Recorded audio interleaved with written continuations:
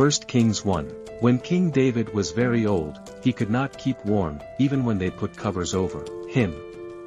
So his attendant said to him, "Let us look for a young virgin to serve the king, and take care of him.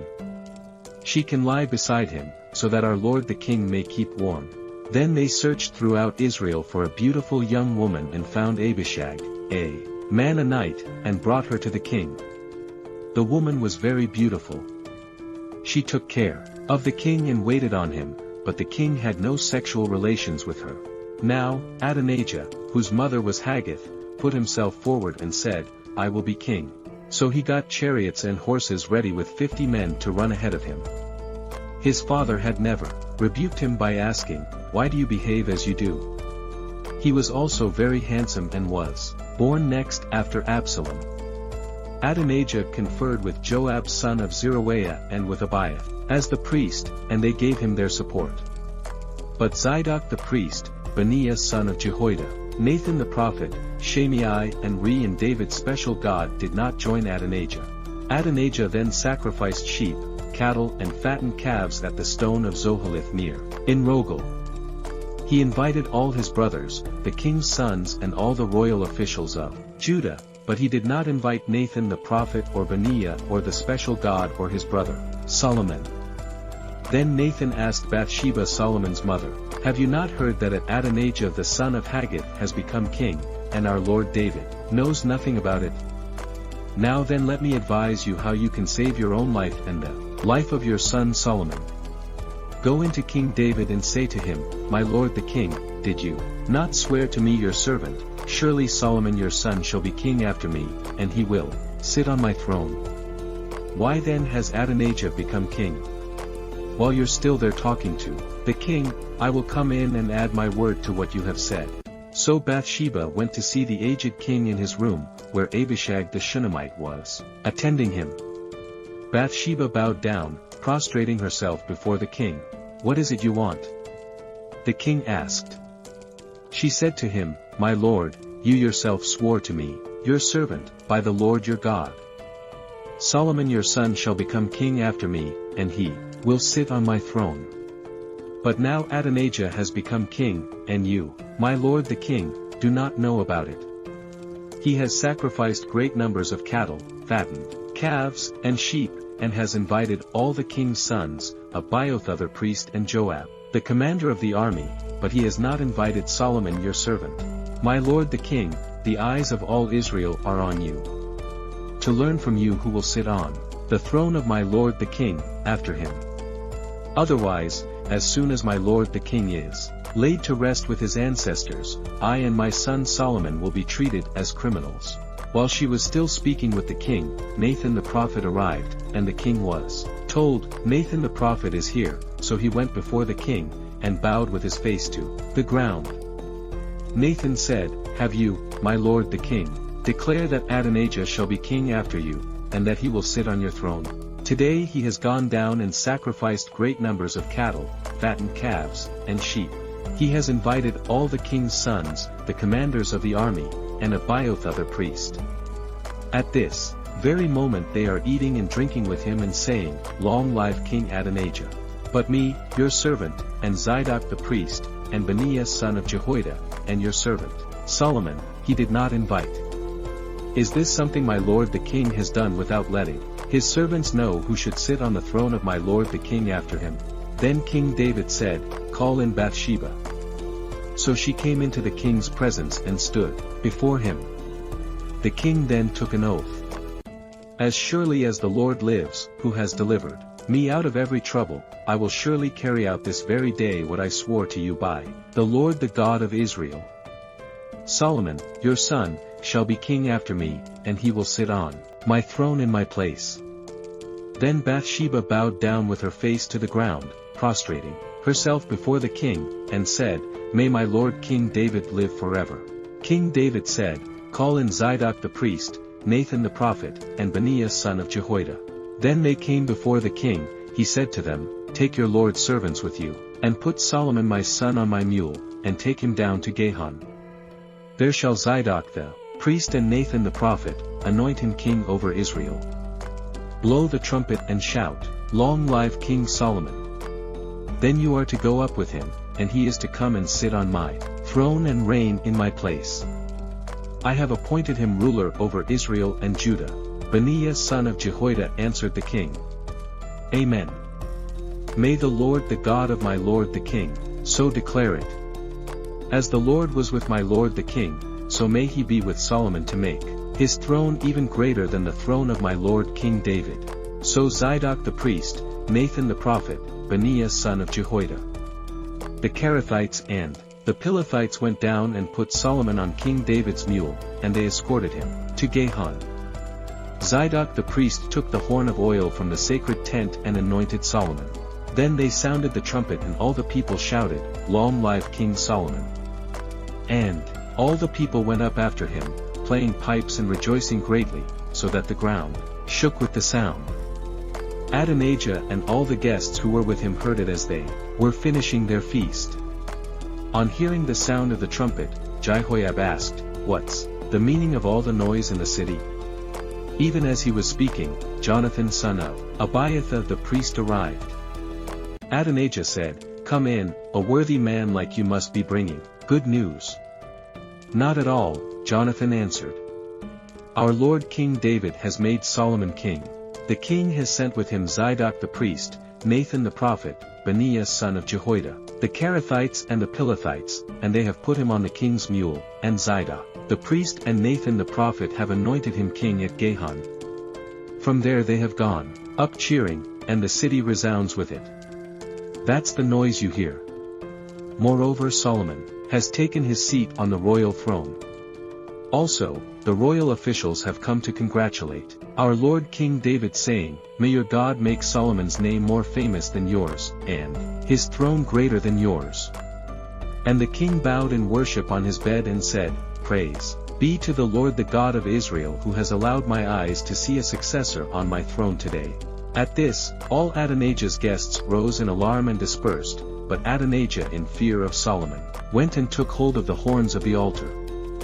Then Solomon was told, "Adonijah is afraid of King Solomon and is clinging to the horns of the altar. He says, 'Let King Solomon swear to me today that he will not put his servant to death with the sword.'" Solomon replied, "If he shows himself to be worthy, not a hair of his head will fall to the ground. But if evil is found in him, he will die." Then King Solomon sent men, and they brought him down from the altar. And Adonijah came and bowed down to King Solomon, and Solomon said, "Go to your home." 1 Kings, chapter 2.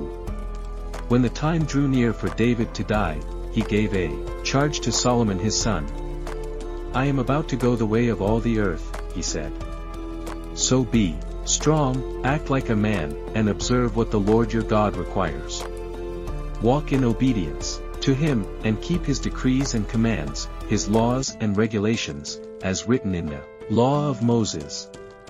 Do this so that you may prosper in all you do, and wherever you go, and that the Lord may keep his promise to me.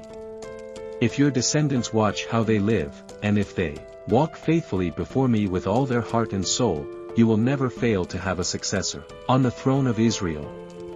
Now you yourself know what Joab son of Zeruiah did to me, what he did to the two commanders of Israel's armies, Abner son of Ner, and Amsar son of Jitha. He killed them, shedding their blood in peacetime, as if in battle, and with that blood he stained the belt around his waist and the sandals on his feet. Deal with him according to your wisdom, but do not let his gray head go down to the grave in peace. But show kindness to the sons of Barzillai, O Gilead, and let them be among those who eat at your table. They stood by me when I fled from your brother Absalom. And remember, you have with you Shimei son of Gera the Benjaminite from Bakurim, who called down bitter curses on me the day I went to Mahanaim. When he came down to meet me at the Jordan, I swore to him by the Lord, I will not put you to death by the sword. But now, do not consider him innocent. You are a man of wisdom. You will know what to do to him. Bring his gray head down to the grave in blood. When David rested with his ancestors and was buried in the city of David, he had reigned for 40 years over Israel, 7 years in Hebron and 33 in Jerusalem. So Solomon sat on the throne of his father David, and his rule was firmly established. Now Adonijah, the son of Haggith, went to Bathsheba, Solomon's mother. Bathsheba asked him, "Do you come peacefully?" He answered, "Yes, peacefully." Then he added, "I have something to say to you." "You may say it," she replied. "As you know," he said, "the kingdom was mine. All Israel looked to me as their king, but things changed, and the kingdom has gone to my brother. For it has come to him from the Lord. Now I have one request to make of you. Do not refuse me." "You may make it," she said. So he continued, "Please ask King Solomon, he will not refuse you to give me Abishag the Shunammite as my wife." "Very well," Bathsheba replied, "I will speak to the king for you." When Bathsheba went to King Solomon to speak to him for Adonijah, the king stood up to meet her, bowed down to her, and sat down on his throne. He had a throne brought for the king's mother, and she sat down at his right hand. "I have one small request to make of you," she said. "Do not refuse me." The king replied, "Make it my mother, I will not refuse you." So she said, "Let Abishag the Shunammite be given in marriage to your brother Adonijah." King Solomon answered his mother, "Why do you request Abishag the Shunammite for Adonijah? You might as well request the kingdom for him. After all, he is my older brother. Yes, for him, and for Abiathar, the priest, and Joab, son of Zeruiah." Then King Solomon swore by the Lord, "May God deal with me, be it ever so severely, if Adonijah does not pay with his life for this request. And now, as surely as the Lord lives, he who has established me securely on the throne of my father David, and has founded a dynasty for me as he promised, Adonijah shall be put to death today." So King Solomon gave orders to Benaiah, son of Jehoiada, and he struck down Adonijah, and he died. To Abiathar the priest, the king said, "Go back to your fields in Amathoth. You deserve to die, but I will not put you to death now, because you carried the ark of the sovereign Lord before my father David, and shared all my father's hardships." So Solomon removed Abiathar from the priesthood of the Lord, fulfilling the word the Lord had spoken at Shiloh about the house of Eli. When the news reached Joab, who had conspired with Adonijah, though not with Absalom, he fled to the tent of the Lord and took hold of the horns of the altar.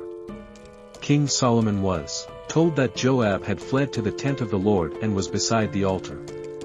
Then Solomon ordered Benaiah, son of Jehoiada, "Go strike him down." So Benaiah entered the tent of the Lord and said to Joab, "The king says, 'Come out.'" But he answered, "No, I will die here." Benaiah reported to the king, "This is how Joab answered me."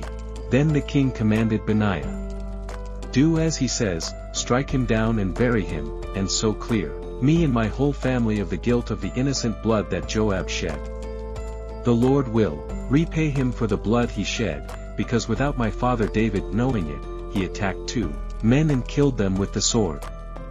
Both of them, Abner, son of Ner, commander of Israel's army, and Amasa, son of Jitha, commander of Judah's army, were better men and more upright than he.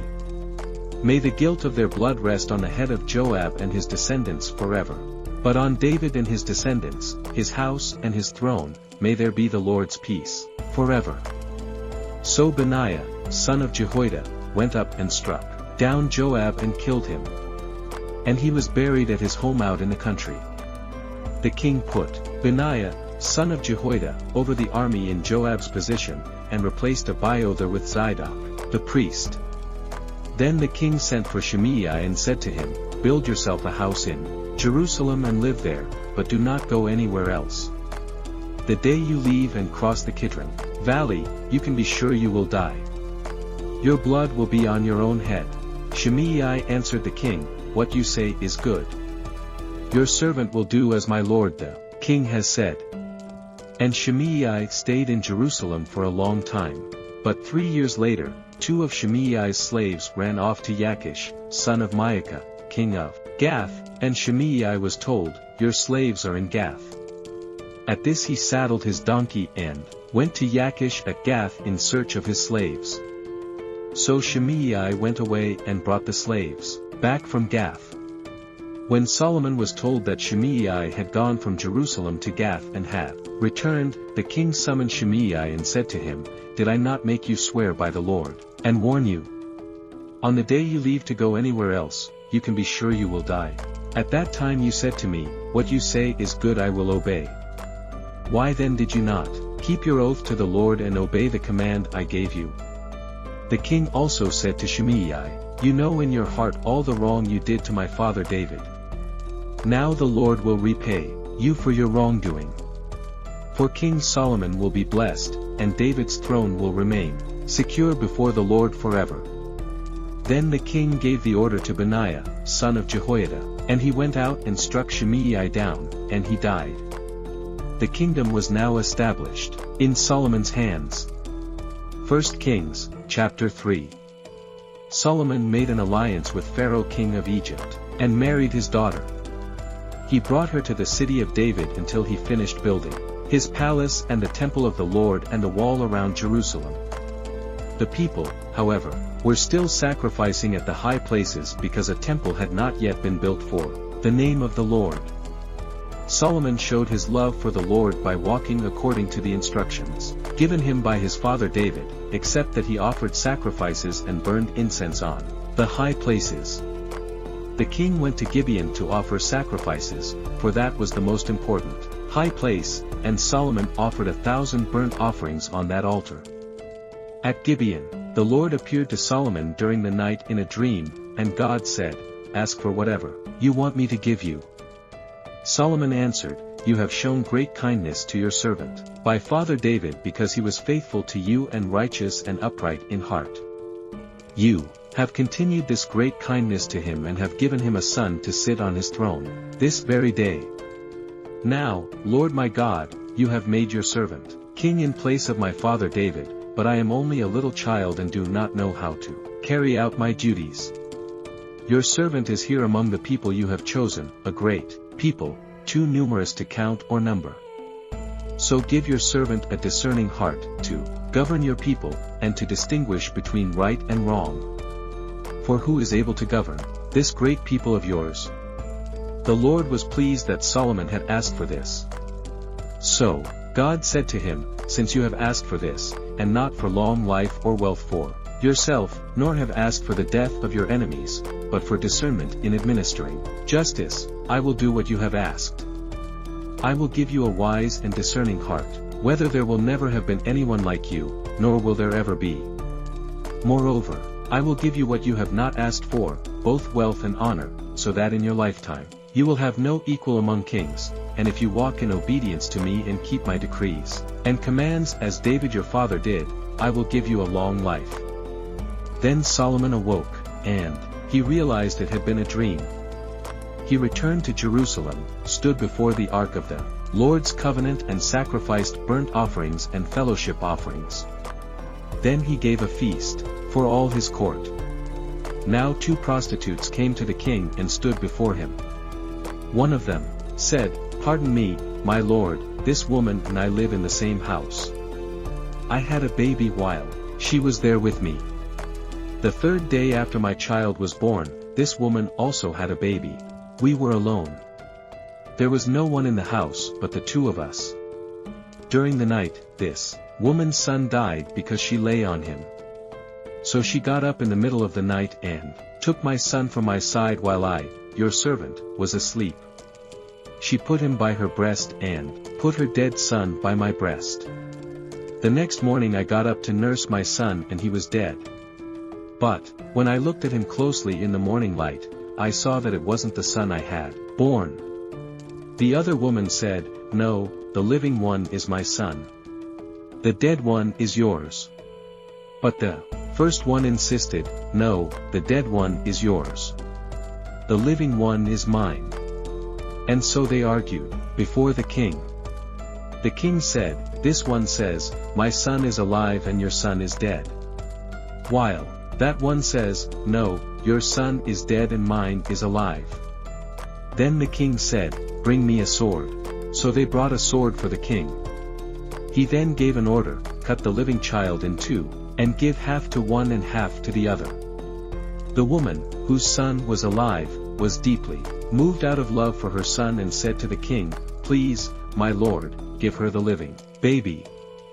Don't kill him." But the other said, "Neither I nor you shall have him cut him into." Then the king gave his ruling.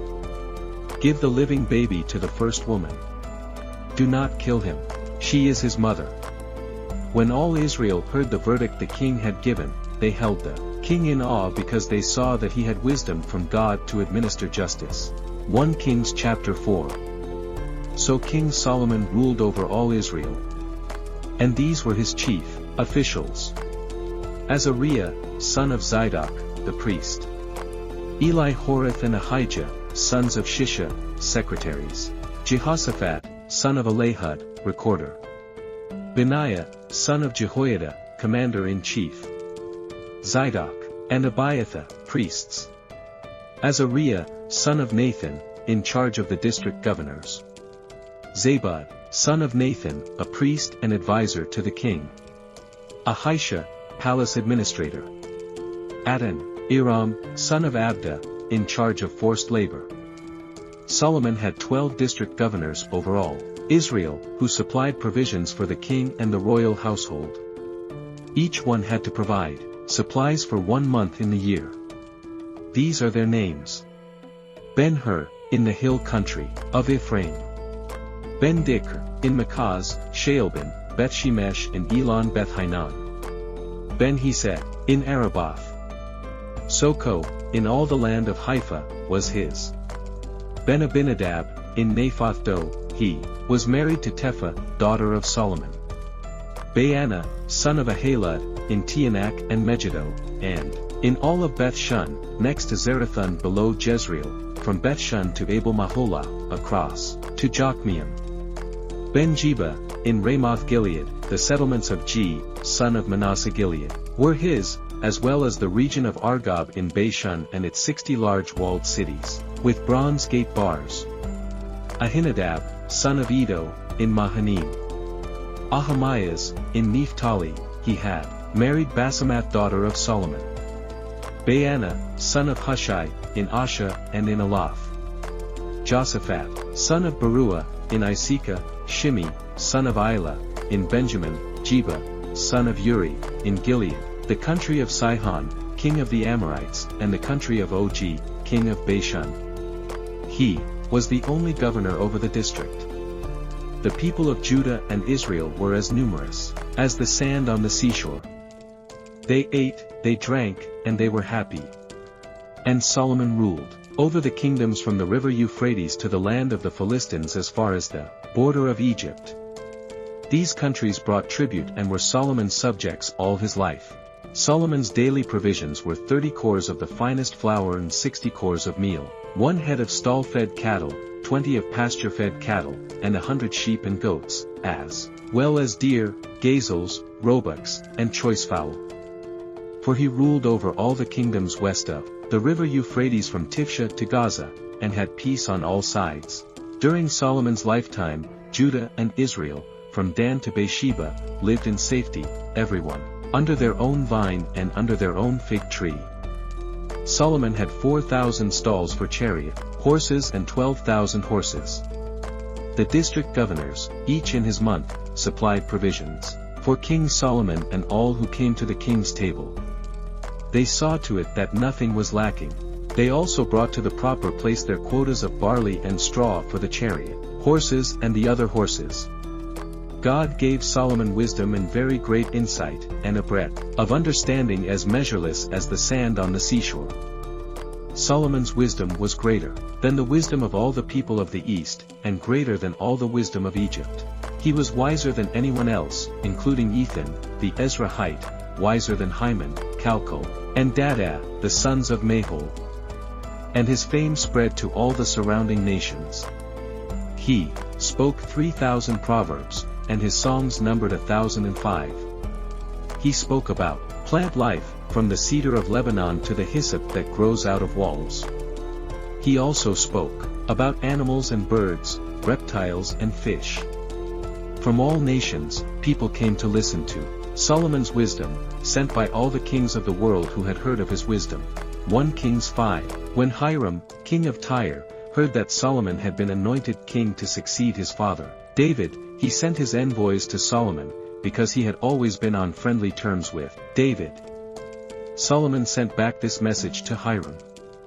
You know that because of the wars waged against my father David from all sides, he could not build a temple for the name of the Lord his God until the Lord put his enemies under his feet.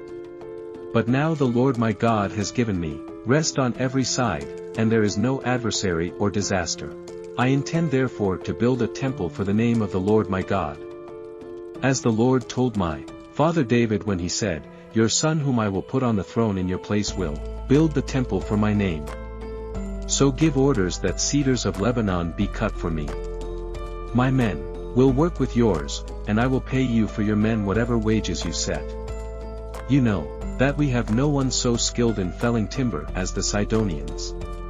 When Hiram heard Solomon's message, he was greatly pleased and said, Praise be to the Lord today, for he has given David a wise son to rule over this great nation. So Hiram sent word to Solomon. I have received the message you sent me, and will do all you want in providing the cedar and the juniper logs.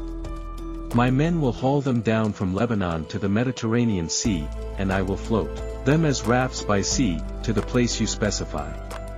There I will separate them, and you can take them away. And you are to grant my wish by providing food for my royal household.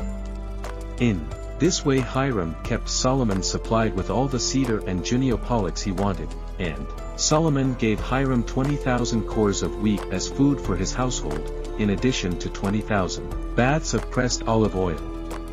Solomon continued to do this for Hiram year after year. The Lord gave Solomon wisdom just as he had promised him. There were peaceful relations between Hiram and Solomon, and the two of them made a treaty. King Solomon conscripted laborers from all Israel, 30,000 men. He sent them after Lebanon in shifts of 10,000 a month, so that they spent 1 month in Lebanon and 2 months at home. Adoniram was in charge of the forced labor. Solomon had 70,000 carriers and 80,000 stone cutters in the hills, as well as 3,300 foremen who supervised the project and directed the workers. At the king's command they removed from the quarry large blocks of high-grade stone to provide a foundation of dressed stone for the temple. The craftsmen, Solomon and Hiram, and workers from Byblos, Carton prepared the timber and stone for the building of the temple. 1 Kings chapter 6. In the 488th year, after the Israelites came out of Egypt, in the 4th year of Solomon's reign over Israel, in the month of Tzimth, the 2nd month, he began to build the temple of the Lord. The temple the king Solomon built for the Lord was 60 cubits long, 20 wide, and 30 high. The portico at the front of the main hall of the temple extended the width of the temple, that is 20 cubits, and projected 10 cubits from the front of the temple. He made narrow windows high up in the temple walls. Against the walls of the main hall and in a sanctuary he built a structure around the building in which there were side rooms. The lowest floor was 5 cubits wide, the middle floor 6 cubits, and the third floor 7. He made offset ledges around the outside of the temple so that nothing would be inserted into the temple walls. In building the temple only blocks dressed at the quarry were used, and no hammer, chisel, or any other iron tool was heard at the temple site while it was being built. The entrance to the lowest floor was on the south side of the temple. A stairway led up to the middle level and from there to the third. So he built the temple, and completed it, roofing it with beams and cedar planks. And he built the side rooms, all along the temple. The height of each was 5 cubits, and they were attached to the temple by beams of cedar. The word of the Lord came to Solomon.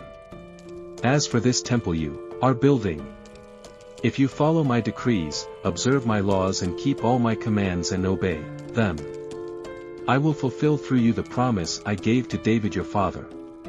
And I will live among the Israelites and will not abandon my people Israel. So Solomon built the temple and completed it.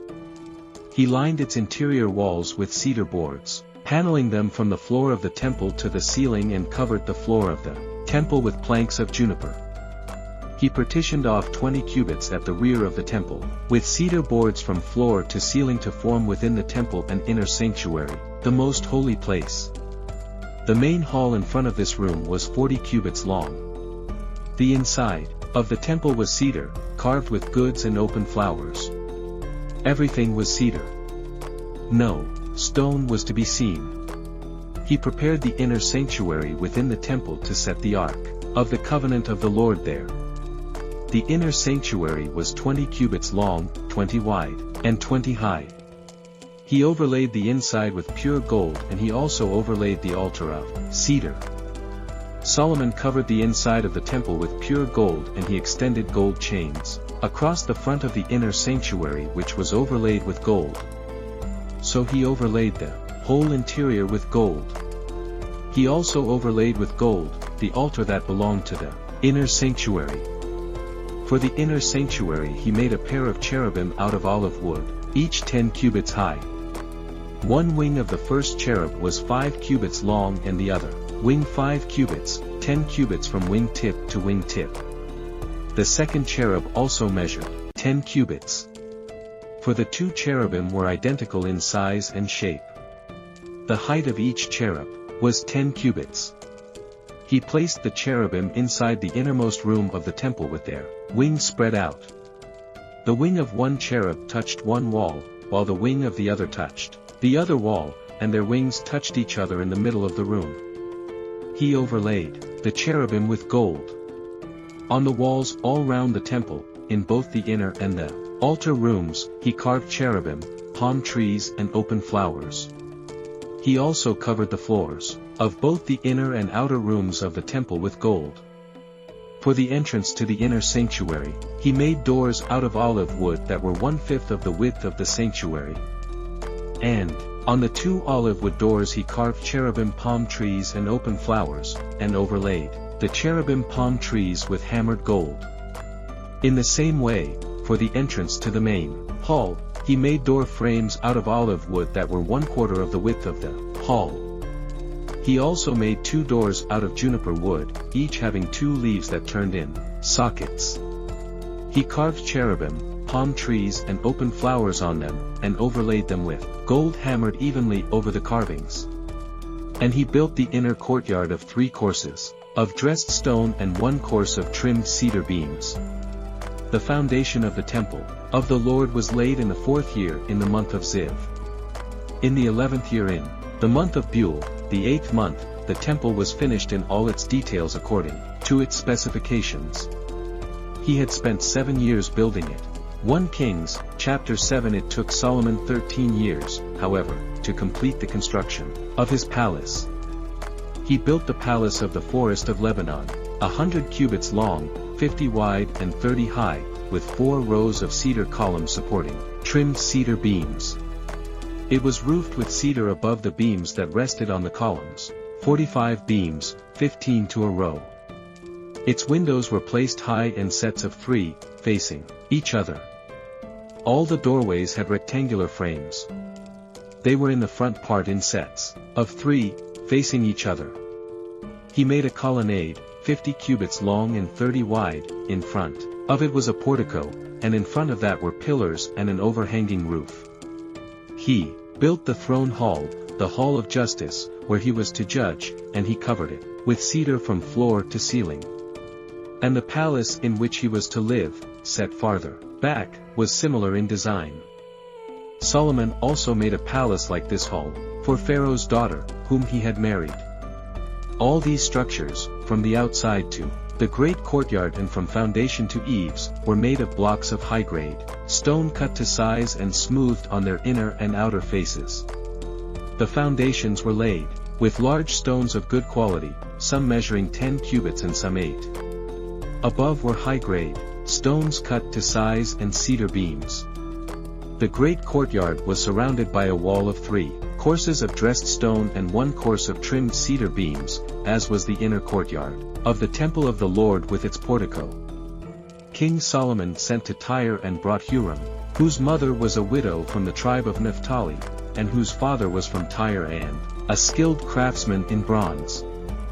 Hiram was filled with wisdom, with understanding, and with knowledge to do all kinds of bronze work. He came to King Solomon and did all the work assigned to him. He cast 2 bronze pillars, each 18 cubits high and 12 cubits in circumference. He also made 2 capitals of cast bronze to set on the tops of the pillars. Each capital was 5 cubits high.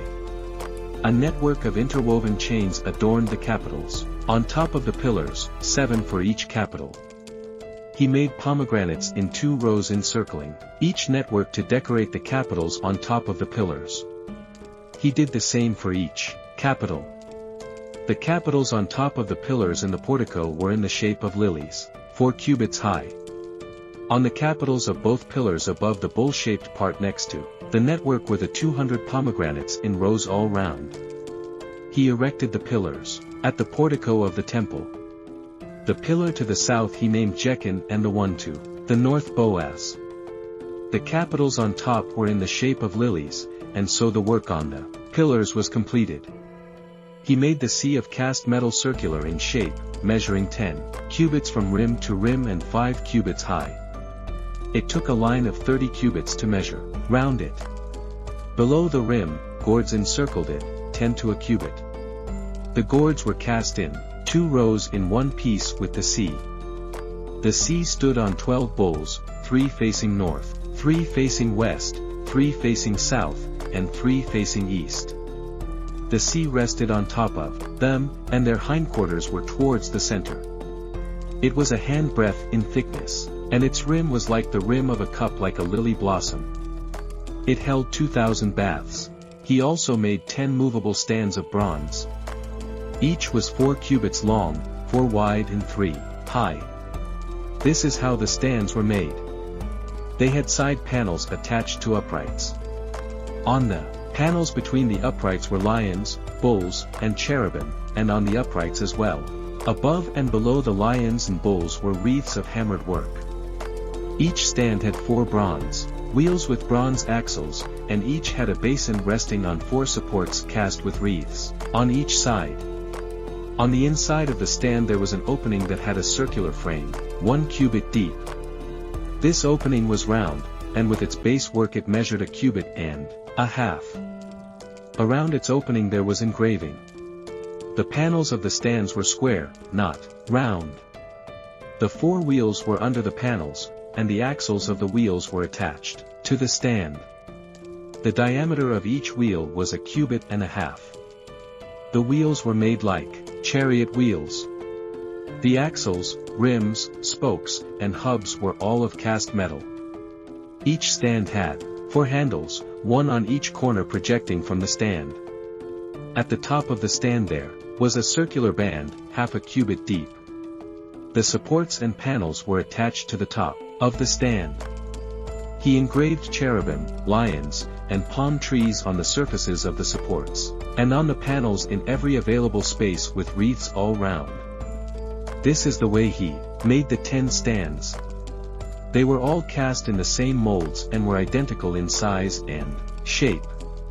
He then made 10 bronze basins, each holding 40 baths and measuring 4 cubits across, 1 basin to go on each of the 10 stands. He placed 5 of the stands on the south side of the temple and 5 on the north. He placed the sea on the south side, at the southeast corner of the temple. He also made the pots and shovels and sprinkling bowls. So Hiram finished all the work he had undertaken for King Solomon in the temple of the Lord.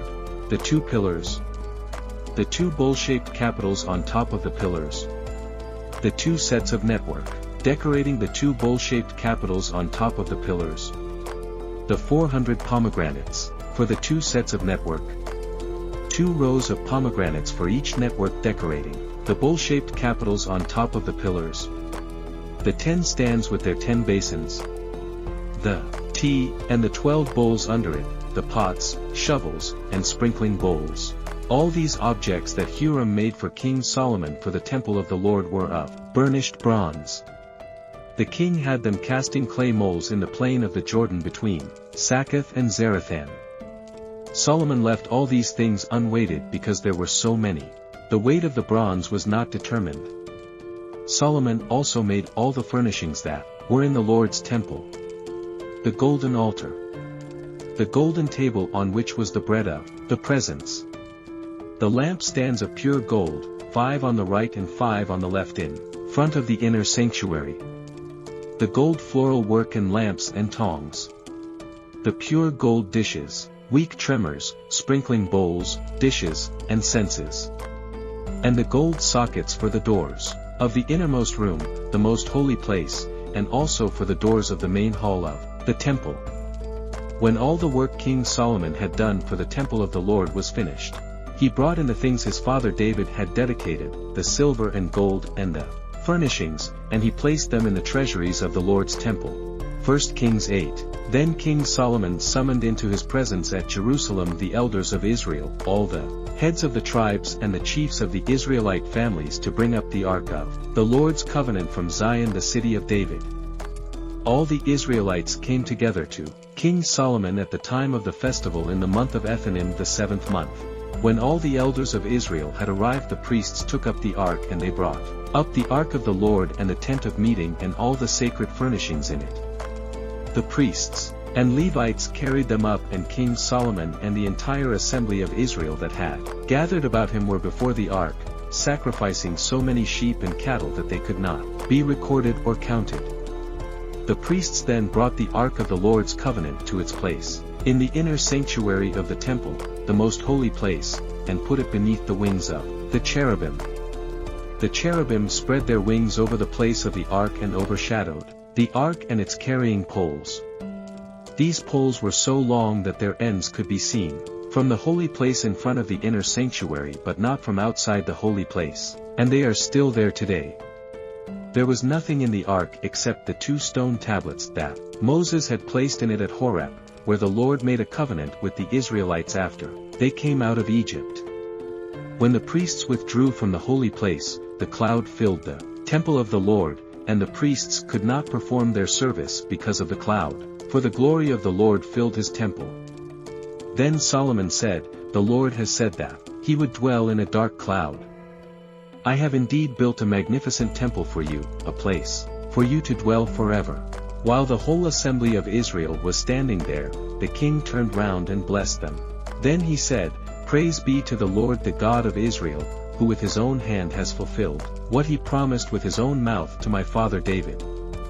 For he said, Since the day I brought my people Israel out of Egypt, I have not chosen a city in any tribe of Israel to have a temple built so that my name might be there, but I have chosen David to rule my people Israel.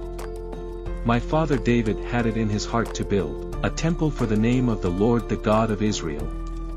But the Lord said to my father David, You did well to have it in your heart to build a temple for my name. Nevertheless, you are not the one to build the temple, but your son, your own flesh and blood, he is the one who will build the temple for my name. The Lord has kept the promise he made.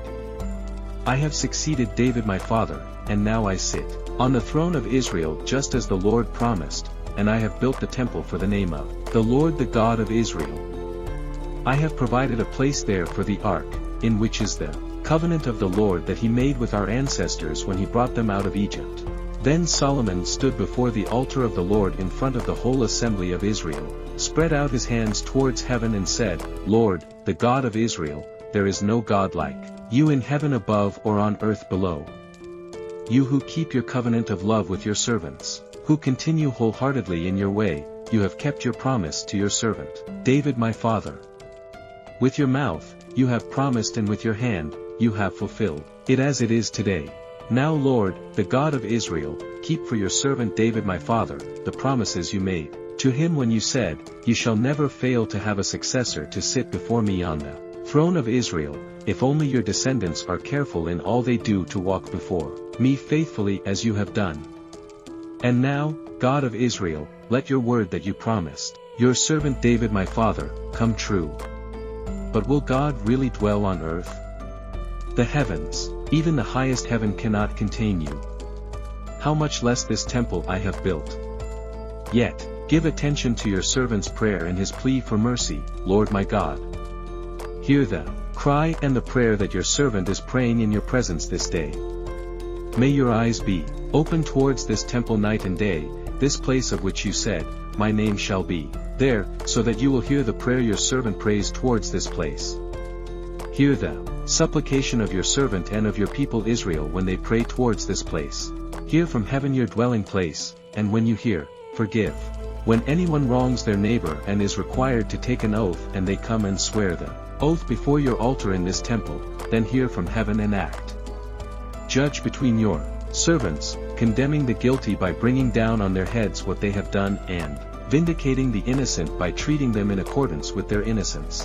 When your people Israel have been defeated by an enemy because they have sinned against you, and when they turn back to you and give praise to your name, praying and making supplication to you in this temple, then hear from heaven and forgive the sin of your people Israel, and bring them back to the land you gave to their ancestors.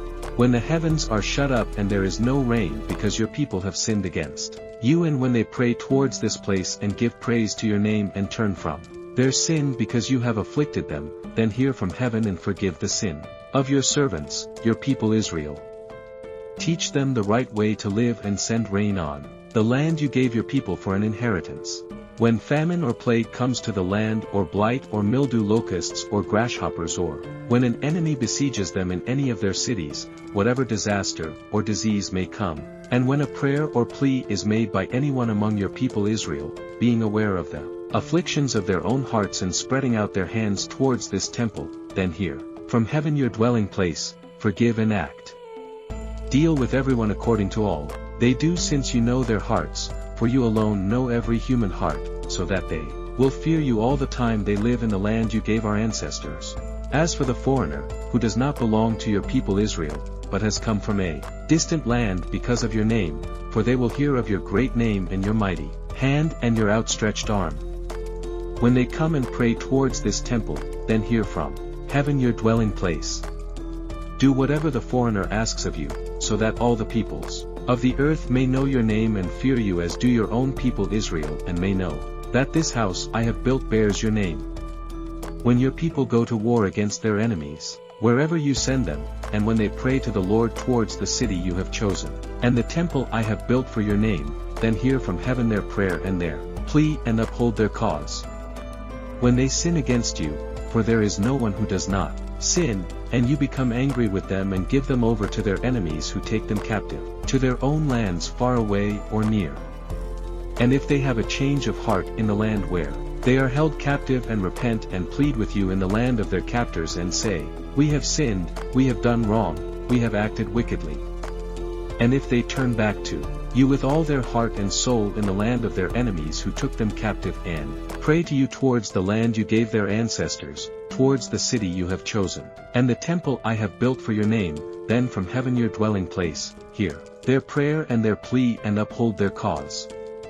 And forgive your people who have sinned against you, forgive all the offensives they have committed against you, and cause their captors to show them mercy, for they are your people and your inheritance whom you brought out of Egypt, out of that iron-smelting furnace. May your eyes be open to your servants' pleas, and to the plea of your people Israel. And may you listen to them whenever they cry out to you, for you singled them out from all the nations of the world to be your own inheritance, just as you declared through your servant Moses, when you, sovereign Lord, brought our ancestors out of Egypt. When Solomon had finished all these prayers and supplications to the Lord, he rose from before the altar of the Lord where he had been kneeling with his hands spread out towards heaven. He stood and blessed the whole assembly of Israel in a loud voice, saying, Praise be to the Lord, who has given rest to his people Israel, just as he promised. Not one word has failed of all the good promises he gave through his servant Moses. May the Lord our God be with us as he was with our ancestors. May he never leave us nor forsake us. May he turn our hearts to him to walk in obedience to him and keep the commands, decrees, and laws he gave our ancestors. And may these words of mine, which I have prayed before the Lord, be near to the Lord our God day and night, that he may uphold the cause of his servant and the cause of his people Israel according to each day's need. So that all the peoples of the earth may know that the Lord is God and that there is no other. And may your hearts be fully committed to the Lord our God, to live by his decrees and obey his commands, as at this time. Then the king and all Israel with him offered sacrifices before the Lord. Solomon offered a sacrifice of fellowship offerings to the Lord, 22,000 cattle, and 120,000 sheep and goats. So the king and all the Israelites dedicated the temple of the Lord. On that same day, the king consecrated the middle part of the courtyard in front of the temple of the Lord, and there he offered burnt offerings, grain offerings, and the fat of the fellowship offerings, because the bronze altar that stood before the Lord was too small to hold the burnt offerings, the grain offerings, and the fat of the fellowship offerings. So Solomon observed the festival at that time, and all Israel with him, a vast assembly, people from Lebo-Hamath to the Wadi of Egypt. They celebrated it before the Lord our God, for 7 days and 7 days more, 14 days in all. On the following day he sent the people away. They blessed the king and then went home, joyful and glad in heart, for all the good things the Lord had done for his servant David and his people, Israel. 1 Kings chapter 9. When Solomon had finished building the temple of the Lord and the royal palace and had achieved all he had desired to do, the Lord appeared to him a second time, as he had appeared to him at Gibeon. The Lord said to him, I have heard the prayer and plea you have made before me. I have consecrated this temple which you have built by putting my name there forever. My eyes and my heart will always be there. As for you, if you walk before me faithfully with integrity of heart and uprightness, as David your father did, then do all I command and observe my decrees and laws. I will establish your royal throne over Israel forever. As I promised David your father when I said, you shall never fail to have a successor on the throne of Israel. But if you or your descendants turn away from me and do not observe the commands and decrees I have given you, and go off to serve other gods and worship them, then I will cut off Israel from the land I have given them, and will reject this temple I have consecrated for my name. Israel will then become a byword and an object of ridicule among all peoples. This temple will become a heap of rubble. All who pass by will be appalled and will scoff, and say, why has the Lord done such a thing to this land and to this temple?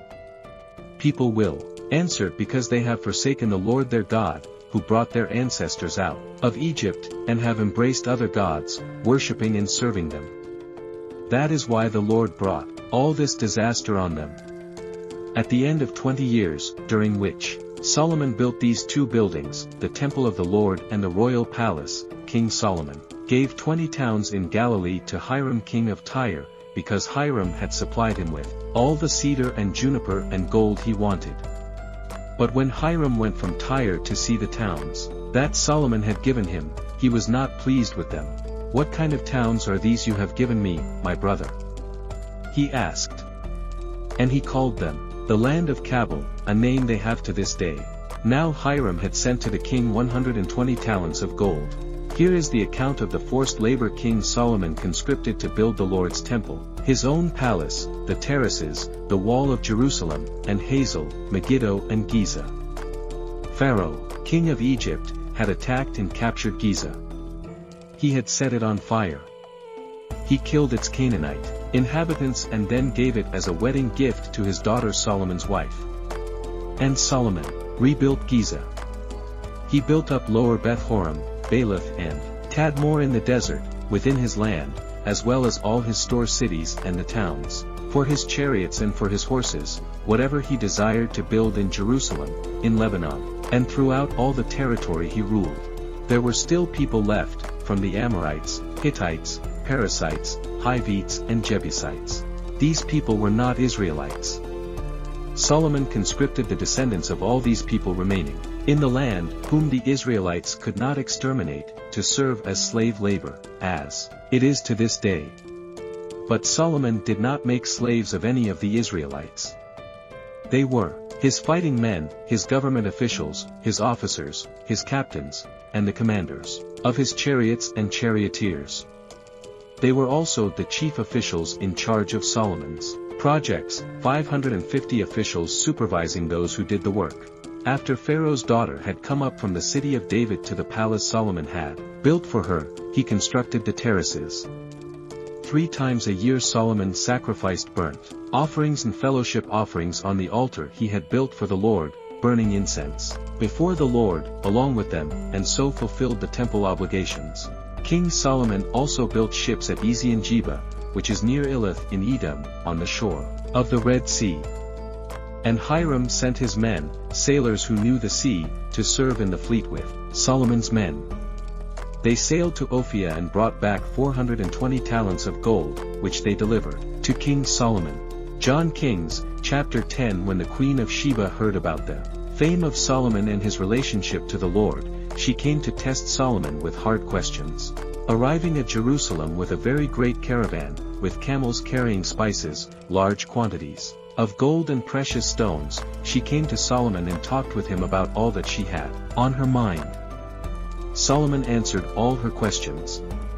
Nothing was too hard for the king to explain to her.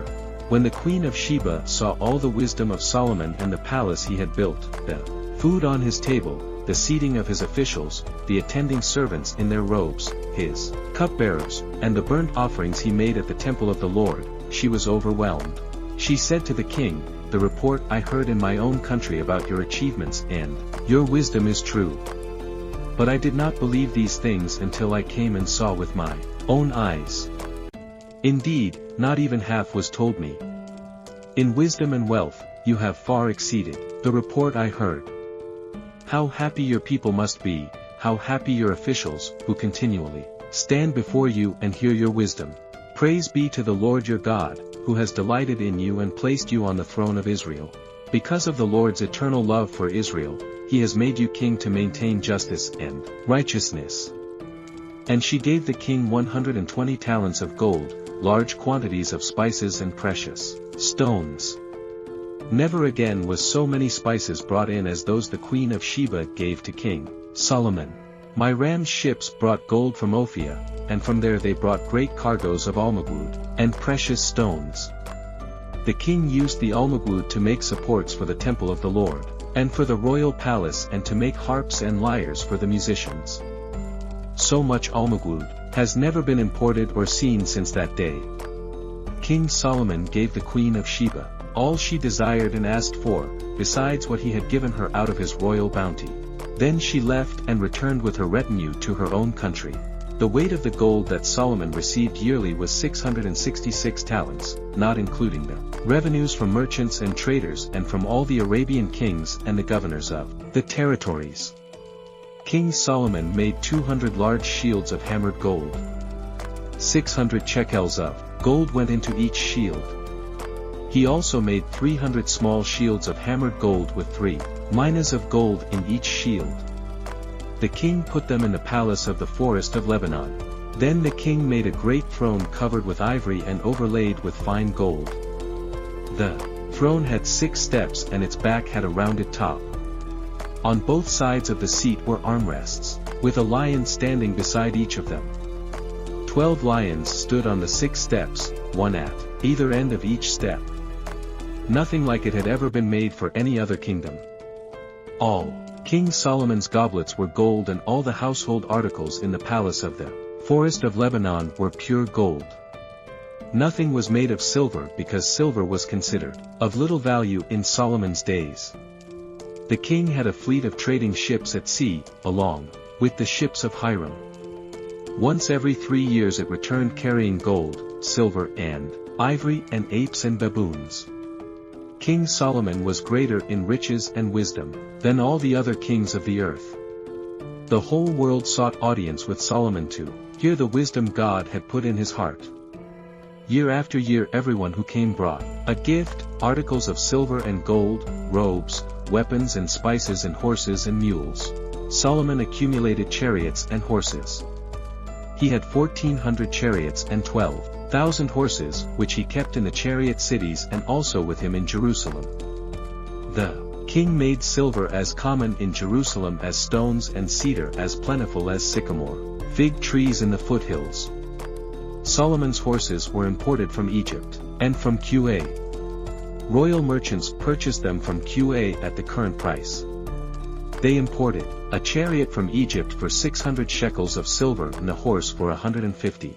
They also exported them to all the kings of the Hittites and of the Arameans. 1 Kings, chapter 11. King Solomon, however, loved many foreign women besides Pharaoh's daughter: Moabites, Ammonites, Edomites, Sidonians and Hittites. They were from nations about which the Lord had told the Israelites, "You must not intermarry with them, because they will surely turn your hearts after their gods." Nevertheless, Solomon held fast to them in love. He had 700 wives of royal birth and 300 concubines, and his wives led him astray. As Solomon grew old, his wives turned his heart after other gods, and his heart was not fully devoted to the Lord his God, as the heart of David his father had been. He followed Ashtoreth, the goddess of the Sidonians, and Molech, the detestable god of the Ammonites. So Solomon did evil in the eyes of the Lord. He did not follow the Lord completely, as David his father had done. On a hill east of Jerusalem, Solomon built a high place for Chemosh, the detestable god of Moab, and for Molech, the detestable god of the Ammonites. He did the same for all his foreign wives, who burned incense and offered sacrifices to their gods. The Lord became angry with Solomon because his heart had turned away from the Lord, the God of Israel, who had appeared to him twice. Although he had forbidden Solomon to follow other gods, Solomon did not keep the Lord's command. So the Lord said to Solomon, "Since this is your attitude, and you have not kept my covenant to my decrees, which I commanded you, I will most certainly tear the kingdom away from you and give it to one of your subordinates. Nevertheless, for the sake of David your father, I will not do it during your lifetime. I will tear it out of the hand of your son. Yet I will not tear the whole kingdom from him, but will give him one tribe for the sake of David my servant, and for the sake of Jerusalem, which I have chosen." Then the Lord raised up against Solomon an adversary, hid out the bite from the royal line of Edom. Earlier, when David was fighting with Edom, Joab, the commander of the army, who had gone up to bury the dead, had struck down all the men in Edom. Joab and all the Israelites stayed there for 6 months until they had destroyed all the men in Edom. But Hadad, still only a boy, fled to Egypt with some Edomite officials who had served his father. They set out from Midian and went to Paran. Then, taking people from Paran with them, they went to Egypt, to Pharaoh, king of Egypt, who gave Hadad a house and land, and provided him with food. Pharaoh was so pleased with Hadad that he gave him a sister of his own wife, Queen Tahpenes, in marriage. The sister of Tahpenes bore him a son named Ganyabath, whom Tahpenes brought up in the royal palace. There, Ganyabath lived with Pharaoh's own children. While he was in Egypt, Hadad heard that David rested with his ancestors, and that Joab the commander of the army was also dead. Then Hadad said to Pharaoh, "Let me go so that I may return to my own country. What have you lacked here that you want to go back to your own country?" Pharaoh asked. "Nothing," Hadad replied, "but do let me go." And God raised up against Solomon another adversary, Rezin, son of Eliada, who had fled from his master, Hadadezer, king of Zobah. When David destroyed Zobah's army, Rezin gathered a band of men around him and became their leader. They went to Damascus where they settled, and took control.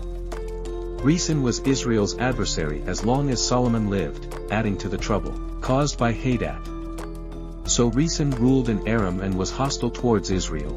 Also, Jeroboam, son of Nebat, rebelled against the king. He was one of Solomon's officials, an Ephraimite, from Zerida, and his mother was a widow named Zeruiah. Here is the account of how he rebelled against the king. Solomon had built the terraces and had filled in the gap in the wall of the city of David his father. Now, Jeroboam was a man of standing, and when Solomon saw how well the young man did his work, he put him in charge of the whole labor force of the tribes of Joseph. About that time, Jeroboam was going out of Jerusalem, and Ahijah, the prophet of Shiloh, met him on the way, wearing a new cloak. The two of them were alone out in the country, and Ahijah took hold of the new cloak he was wearing and tore it into 12 pieces. Then he said to Jeroboam, "Take 10 pieces for yourself, for this is what the Lord the God of Israel says. See, I am going to tear the kingdom out of Solomon's hand and give you 10 tribes. But for the sake of my servant David and the city of Jerusalem, which I have chosen out of all the tribes of Israel, he will have 1 tribe.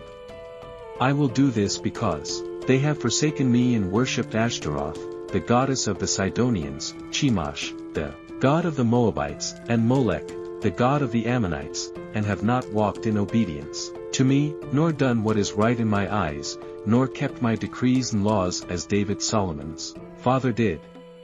But I will not take the whole kingdom out of Solomon's hand. I have made him ruler all the days of his life for the sake of David my servant, whom I chose and who obeyed my commands and decrees.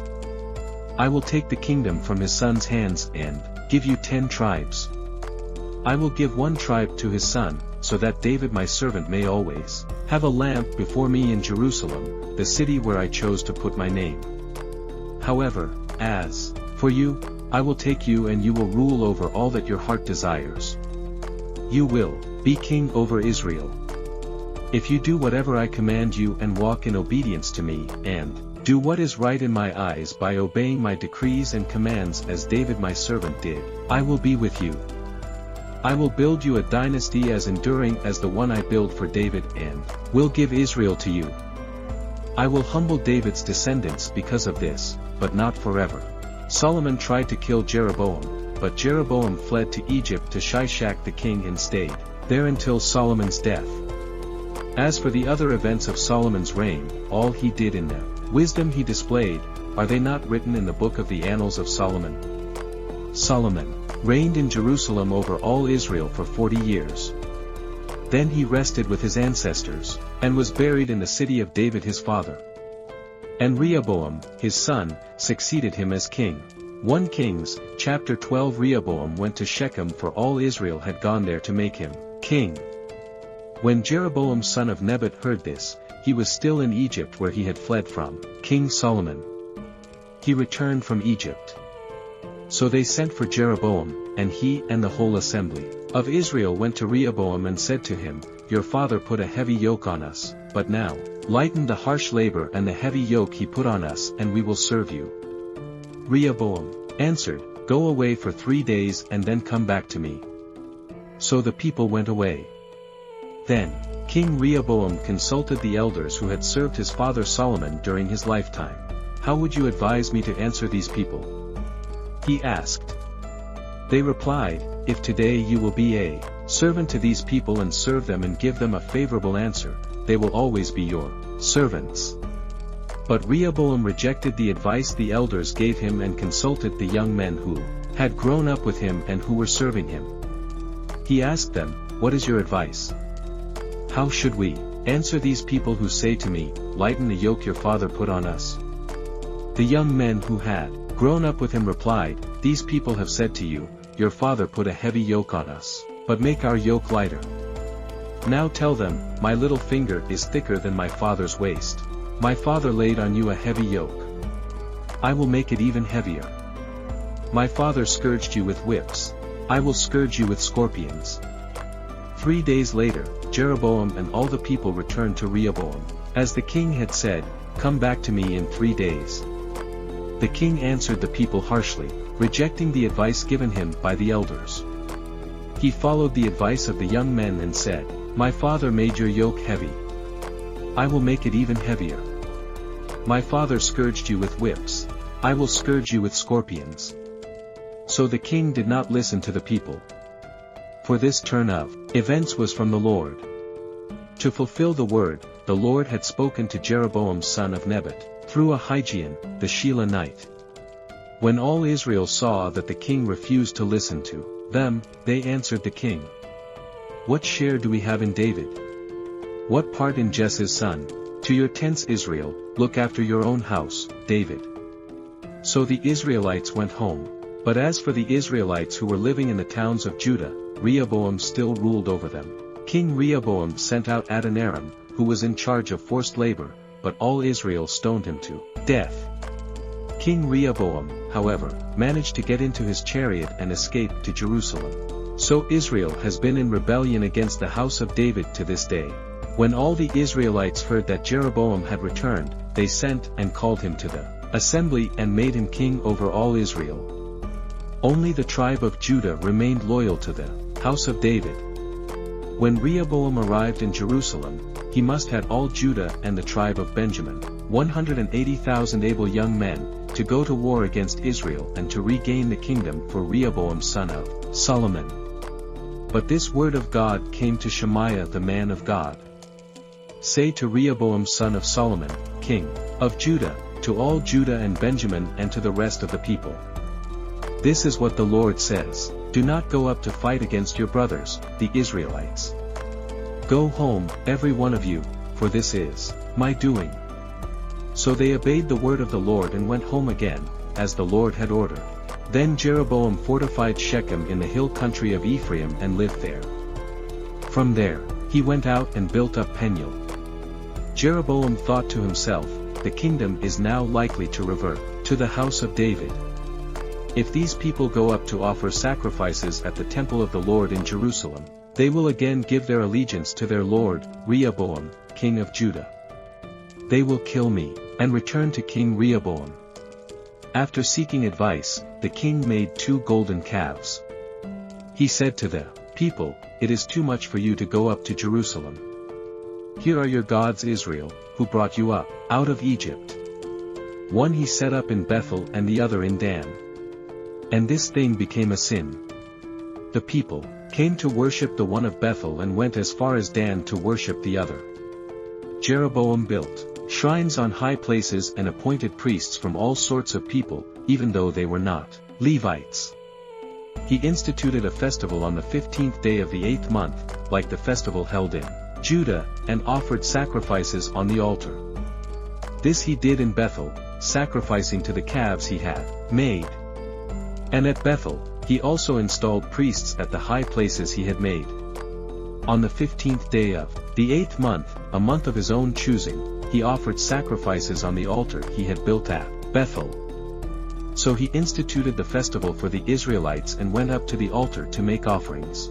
1 Kings 13. By the word of the Lord, a man of God came from Judah to Bethel, as Jeroboam was standing by the altar to make an offering. By the word of the Lord, he cried out against the altar. Altar! Altar! This is what the Lord says. A son named Josiah will be born to the house of David. On you he will sacrifice the priests of the high places who make offerings here, and human bones will be burned on you.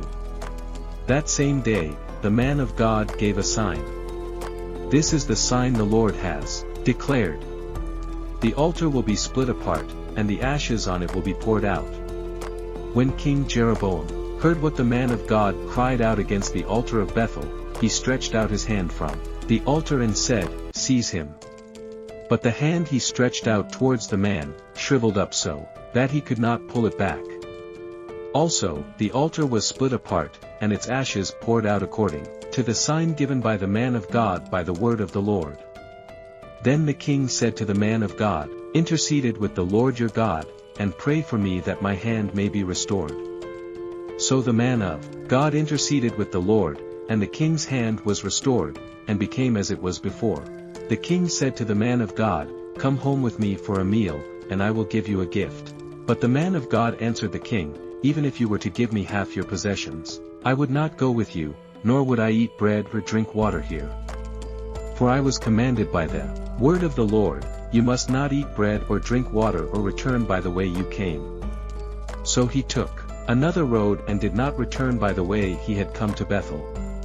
Now there was a certain old prophet living in Bethel, whose sons came and told him all that the man of God had done there that day. They also told their father what he had said to the king. Their father asked them, Which way did he go?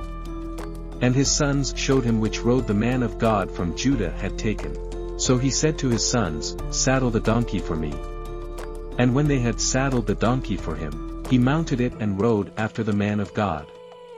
He found him sitting under an oak tree and asked, Are you the man of God who came from Judah? I am, he replied. So the prophet said to him, Come home with me and eat. The man of God said, I cannot turn back and go with you, nor can I eat bread or drink water with you in this place.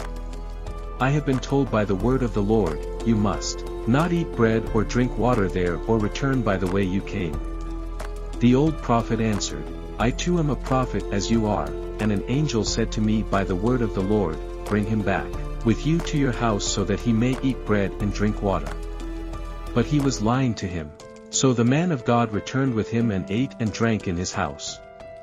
While they were sitting at the table, the word of the Lord came to the old prophet who had brought him back. He cried out to the man of God who had come from Judah. This is what the Lord says. You have defied the word of the Lord and have not kept the command the Lord your God gave you. You came back and ate bread, and drank water in the place where he told you not to eat or drink. Therefore your body will not be buried in the tomb of your ancestors. When the man of God had finished eating and drinking, the prophet who had brought him back saddled his donkey for him. As he went on his way, a lion met him on the road and killed him, and his body was left lying on the road with both the donkey and the lion standing beside it. Some people who passed by saw the body lying there, with the lion standing beside the body, and they went and reported it in the city where the old prophet lived. When the prophet who had brought him back from his journey heard of it, he said, It is the man of God who defied the word of the Lord. The Lord has given him over to the lion, which has mauled him and killed him as the word of the Lord had warned him. The prophet said to his sons, Saddle the donkey for me, and they did so. Then he went out and found the body lying on the road with the donkey and the lion standing beside it. The lion had neither eaten the body, nor mauled the donkey. So the prophet picked up the body of the man of God, laid it on the donkey, and brought it back to his own city to mourn for him and bury him. Then he laid the body in his own tomb, and they mourned over him and said, Alas, my brother. After burying him, he said to his sons, When I die, bury me in the grave with a man of God is buried. Lay my bones beside his bones. For the message he declared by the word of the Lord against the altar in Bethel and against all the shrines on the high places in the towns of Samaria will certainly come true. Even after this, Jeroboam did not change his evil ways, but once more appointed priests for the high places from all sorts of people. Anyone who wanted to become a priest, he consecrated for the high places. This was the sin of the house of Jeroboam that led to its downfall and to its destruction from the face of the earth. 1 Kings chapter 14. At that time, Abijah, son of Jeroboam, became ill, and Jeroboam said to his wife, Go, disguise yourself so that you won't be recognized as the wife of Jeroboam. Then go to Shiloh. Ahijah, the prophet, is there, the one who told me I'd be king over this people. Take 10 loaves of bread with you, some cakes and a jar of honey, and go to him. He will tell you what will happen to the boy. So Jeroboam's wife did what he said, and went to Ahijah's house in Shiloh. Now Ahijah could not see. His sight was gone because of his age. But the Lord had told Ahijah, Jeroboam's wife is coming to ask you about her son, for he is ill. And you ought to give her such and such an answer. When she arrives, she will pretend to be someone else. So when Ahijah heard the sound of her footsteps at the door, he said, Come in, wife of Jeroboam. Why this pretense? I have been sent to you with bad news. Go, tell Jeroboam. This is what the Lord the God of Israel says. I raised you up from among the people and appointed you ruler over my people Israel. I tore the kingdom away from the house of David and gave it to you. But you have not been like my servant David, who kept my commands, and followed me with all his heart, doing only what was right in my eyes. You have done more evil than all who lived before you. You have made for yourself other gods, idols made of metal. You have aroused my anger and turned your back on me. Because of this, I am going to bring disaster on the house of Jeroboam. I will cut off from Jeroboam every last male in Israel, slave or free. I will burn up the house of Jeroboam as one burns dung until it is all gone. Dogs will eat those belonging to Jeroboam who die in the city, and the birds will feed on those who die in the country. The Lord has spoken. As for you, go back home. When you set foot in your city, the boy will die. All Israel will mourn for him and bury him. He is the only one belonging to Jeroboam who will be buried, because he is the only one in the house of Jeroboam in whom the Lord, the God of Israel, has found anything good. The Lord will raise up for himself a king over Israel, who will cut off the family of Jeroboam. Even now this is beginning to happen, and the Lord will strike Israel so that it will be like a reed swaying in the water. He will uproot Israel from this good land that he gave to their ancestors and scatter them beyond the river Euphrates, because they aroused the Lord's anger by making Asherah poles. And he will give Israel up because of the sins Jeroboam has committed and has caused Israel to commit. Then Jeroboam's wife got up and left and went to Tirzah. As soon as she stepped over the threshold of the house, the boy died. They buried him, and all Israel mourned for him as the Lord had said through his servant the prophet Elijah. The other events of Jeroboam's reign, his wars and how he ruled, are written in the book of the Annals of the Kings of Israel. He reigned for 22 years and then rested with his ancestors, and Nadab, his son, succeeded him as king. Rehoboam son of Solomon was king in Judah.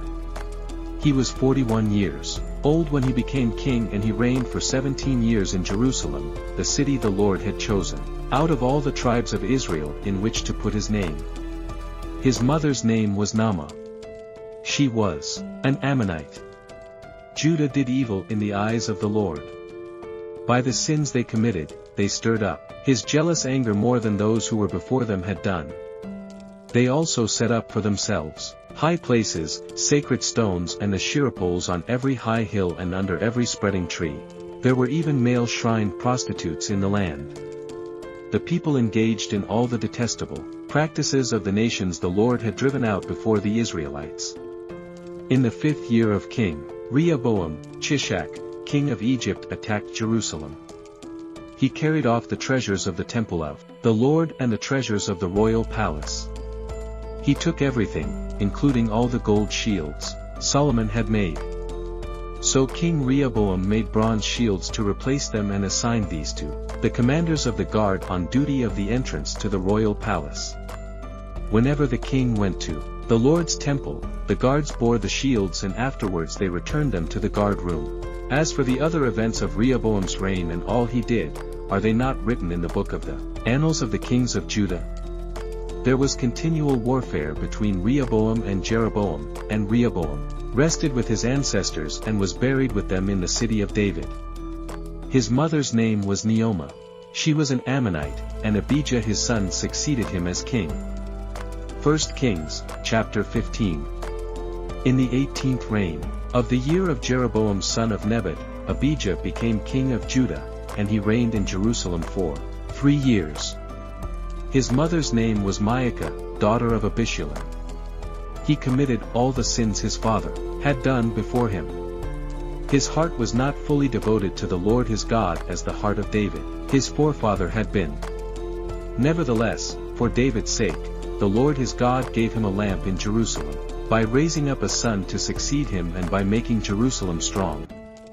For David had done what was right in the eyes of the Lord and had not failed to keep any of the Lord's commands all the days of his life, except in the case of Uriah the Hittite.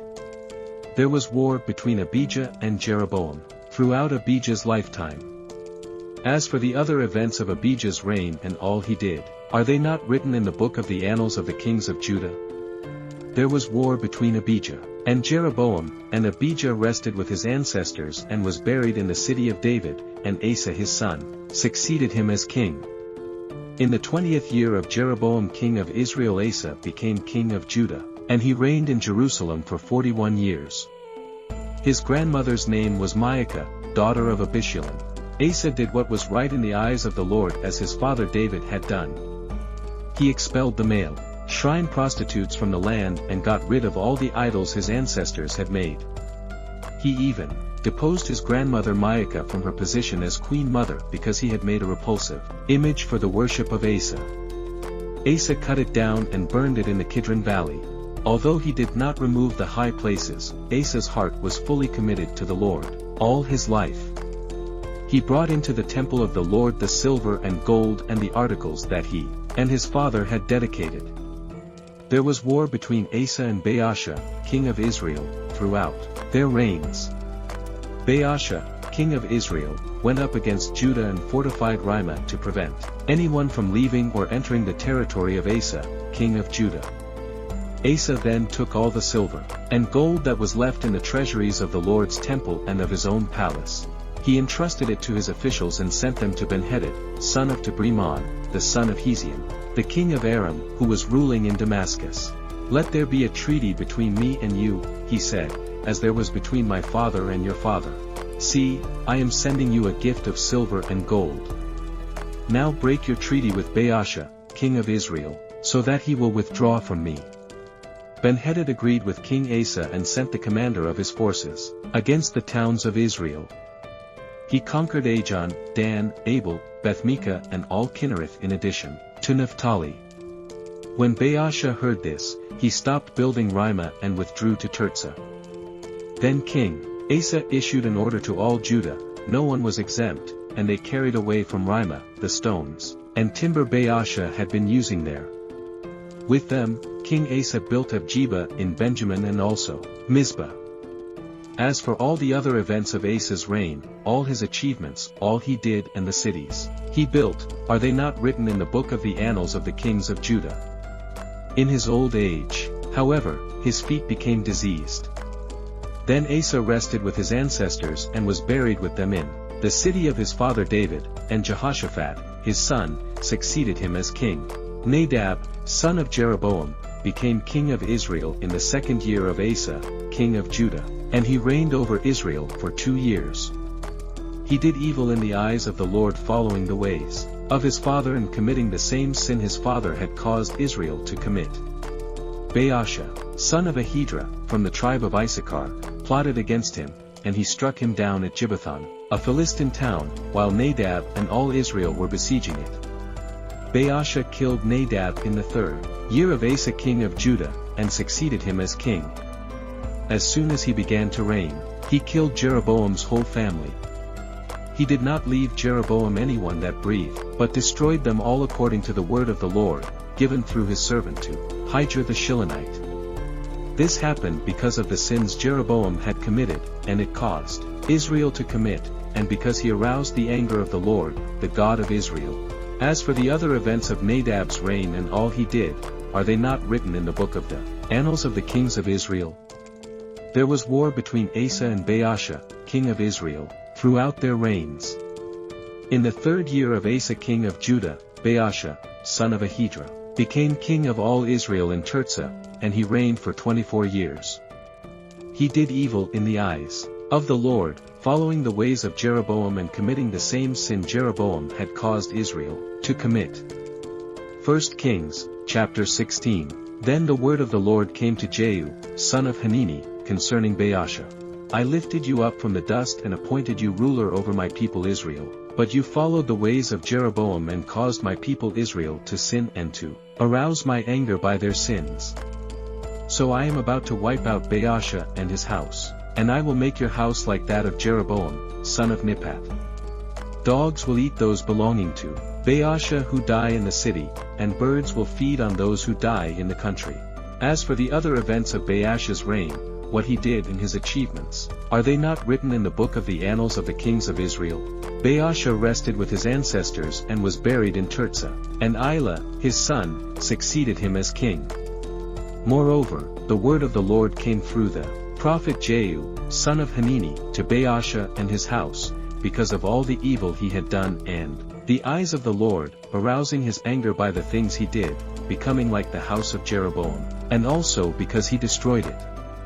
In the 26th year of Asa, king of Judah, Elah, son of Baasha, became king of Israel, and he reigned in Tirzah for 2 years. Zimri, one of his officials, who had command of half his chariots, plotted against him. Elah was in Tirzah at the time, getting drunk in the home of Arzah, the palace administrator at Tirzah. Zimri came in, struck him down and killed him in the 27th year of Asa king of Judah. Then he succeeded him as king. As soon as he began to reign and was seated on the throne, he killed off Baasha's whole family. He did not spare a single male, whether relative or friend. So Zimri destroyed the whole family of Baasha in accordance with the word of the Lord, spoken against Baasha through the prophet Jehu, because of all the sins Baasha and his son Elah had committed, and had caused Israel to commit, so that they aroused the anger of the Lord, the God of Israel, by their worthless idols. As for the other events of Elah's reign and all he did, are they not written in the book of the annals of the kings of Israel? In the 27th year of Asa king of Judah, Zimri reigned in Tirzah for 7 days. The army was encamped near Gibbethon, a Philistine town. When the Israelites in the camp heard that Zimri had plotted against the king and murdered him, they proclaimed Omri, the commander of the army, king over Israel, that very day there in the camp. Then Omri and all the Israelites with him withdrew from Gibbethon and laid siege to Tirzah. When Zimri saw that the city was taken, he went into the citadel of the royal palace, and set the palace on fire around him. So he died because of the sins he had committed, doing evil in the eyes of the Lord and following the ways of Jeroboam and committing the same sin Jeroboam had caused Israel to commit. As for the other events of Zimri's reign and the rebellion he carried out, are they not written in the book of the annals of the kings of Israel? Then the people of Israel were split into 2 factions. Half supported Tibni, son of Ginath king, and the other half supported Omri. But Omri's followers proved stronger than those of Tibni, son of Ginath. So Tibni died and Omri became king. In the 31st year of Asa king of Judah, Omri became king of Israel and he reigned for 12 years, 6 of them in Tirzah. He bought the hill of Samaria from Shema for 2 talents of silver, and built a city on the hill, calling it Samaria after Shema, the name of the former owner of the hill. But Omri did evil in the eyes of the Lord and sinned more than all those before him. He followed completely the ways of Jeroboam son of Nebat, committing the same sin Jeroboam had caused Israel to commit, so that they aroused the anger of the Lord the God of Israel by their worthless idols. As for the other events of Omri's reign, what he did and the things he achieved, are they not written in the book of the annals of the kings of Israel? Omri rested with his ancestors, and was buried in Samaria, and Ahab, his son, succeeded him as king. In the 38th year of circle of Judah, Ahab son of Omri became king of Israel, and he reigned in Samaria over Israel, for 22 years. Ahab son of Omri did more evil in the eyes of the Lord than any of those before him. He not only considered it trivial to commit the sins of Jeroboam son of Nebat, but he also married Jezebel, daughter of Ethbaal, king of the Sidonians, and began to serve Baal, and worship him.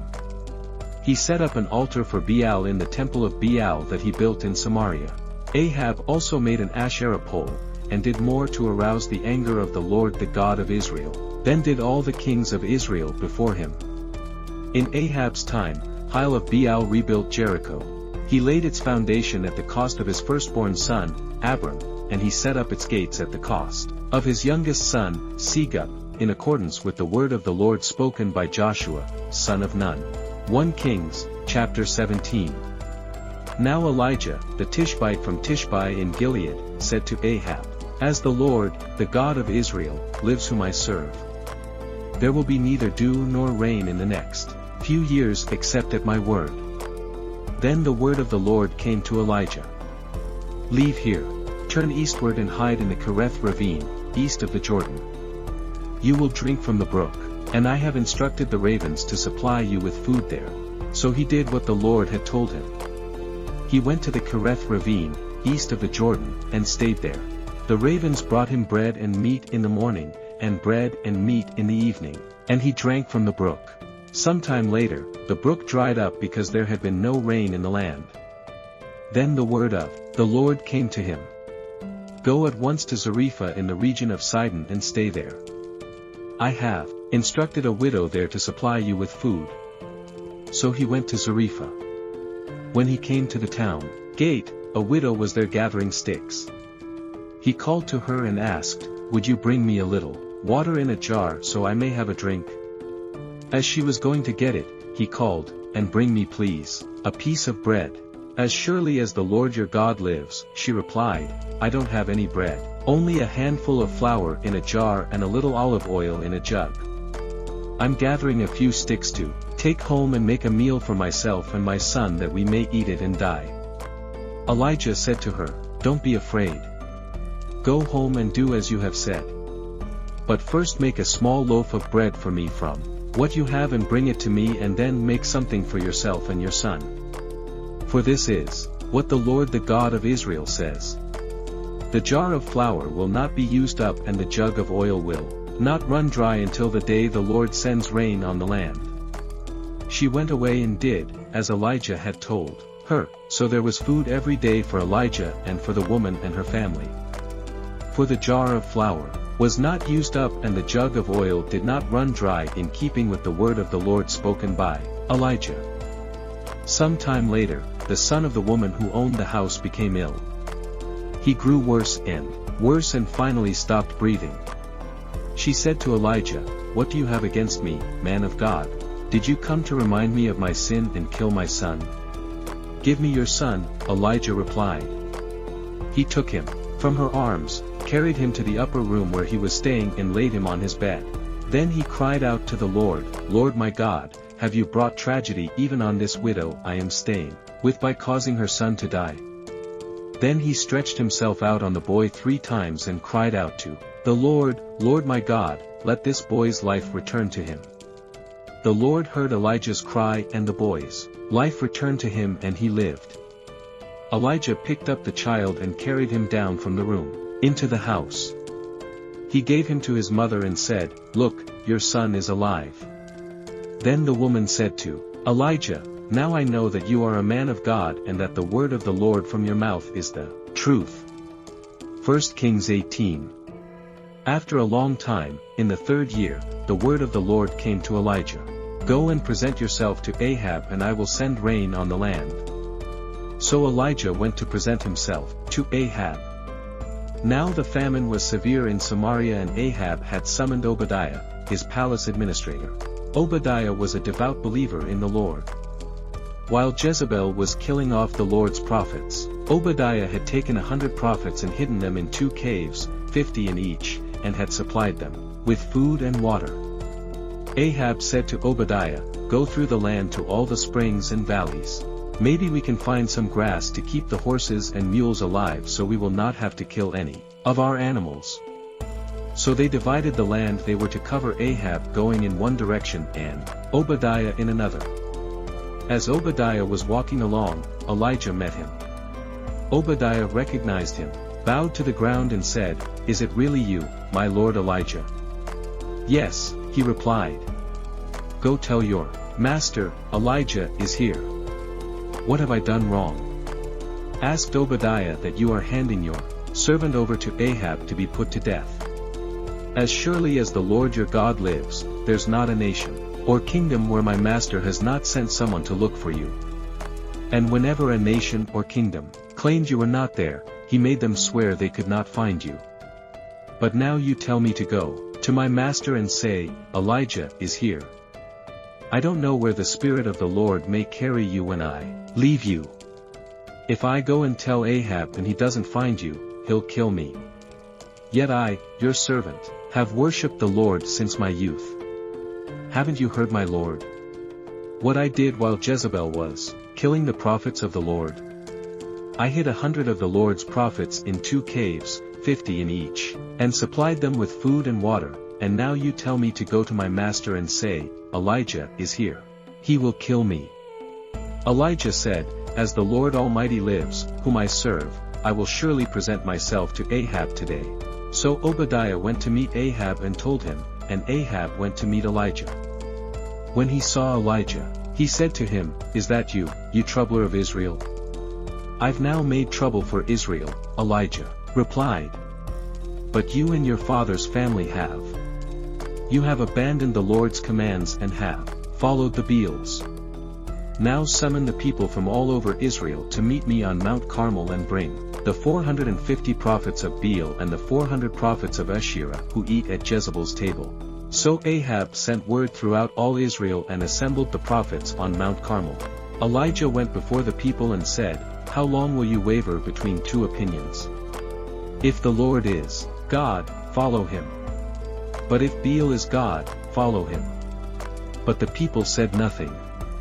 Then Elijah said to them, I am the only one of the Lord's prophets left, but Baal has 450 prophets. Get 2 bulls for us. Let Baal's prophets choose one for themselves and let them cut it into pieces and put it on the wood, but not set fire to it. I will prepare the other bull and put it on the wood, but not set fire to it. Then you call on the name of your God, and I will call on the name of the Lord. The God who answers by fire, he is God. Then all the people said, What you say is good. Elijah said to the prophets of Baal, Choose one of the bulls and prepare it first, since there are so many of you. Call on the name of your God, but do not light the fire. So they took the bull that was given to them and prepared it. Then they called on the name of Baal from morning till noon. Baal, answer us, they shouted. But there was no response, no one answered, and they danced around the altar they had made.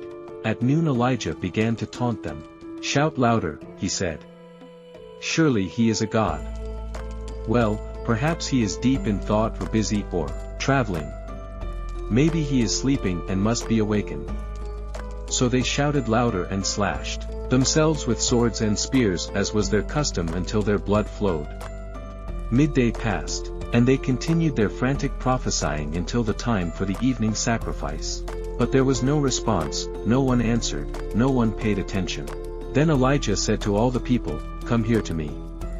They came to him, and he repaired the altar of the Lord, which had been torn down. Elijah took 12 stones, one for each of the tribes, descended from Jacob, to whom the word of the Lord had come, saying, Your name shall be Israel. With the stones he built an altar in the name of the Lord, and he dug a trench round it large, enough to hold 2 seers of seed. He arranged the wood, cut the bull into pieces, and laid it on the wood. Then he said to them, Fill 4 large jars with water, and pour it on the offering and on the wood. Do it again, he said, and they did it again. Do it a 3rd time, he ordered, and they did it a 3rd time. The water ran down around the altar and even filled the trench. At the time of sacrifice, the prophet Elijah stepped forward and prayed, Lord, the God of Abraham, Isaac, and Israel. Let it be known today that you are God in Israel, and that I am your servant, and have done all these things at your command. Answer me, Lord. Answer me. So these people will know that you, Lord, are God, and that you are turning their hearts back again.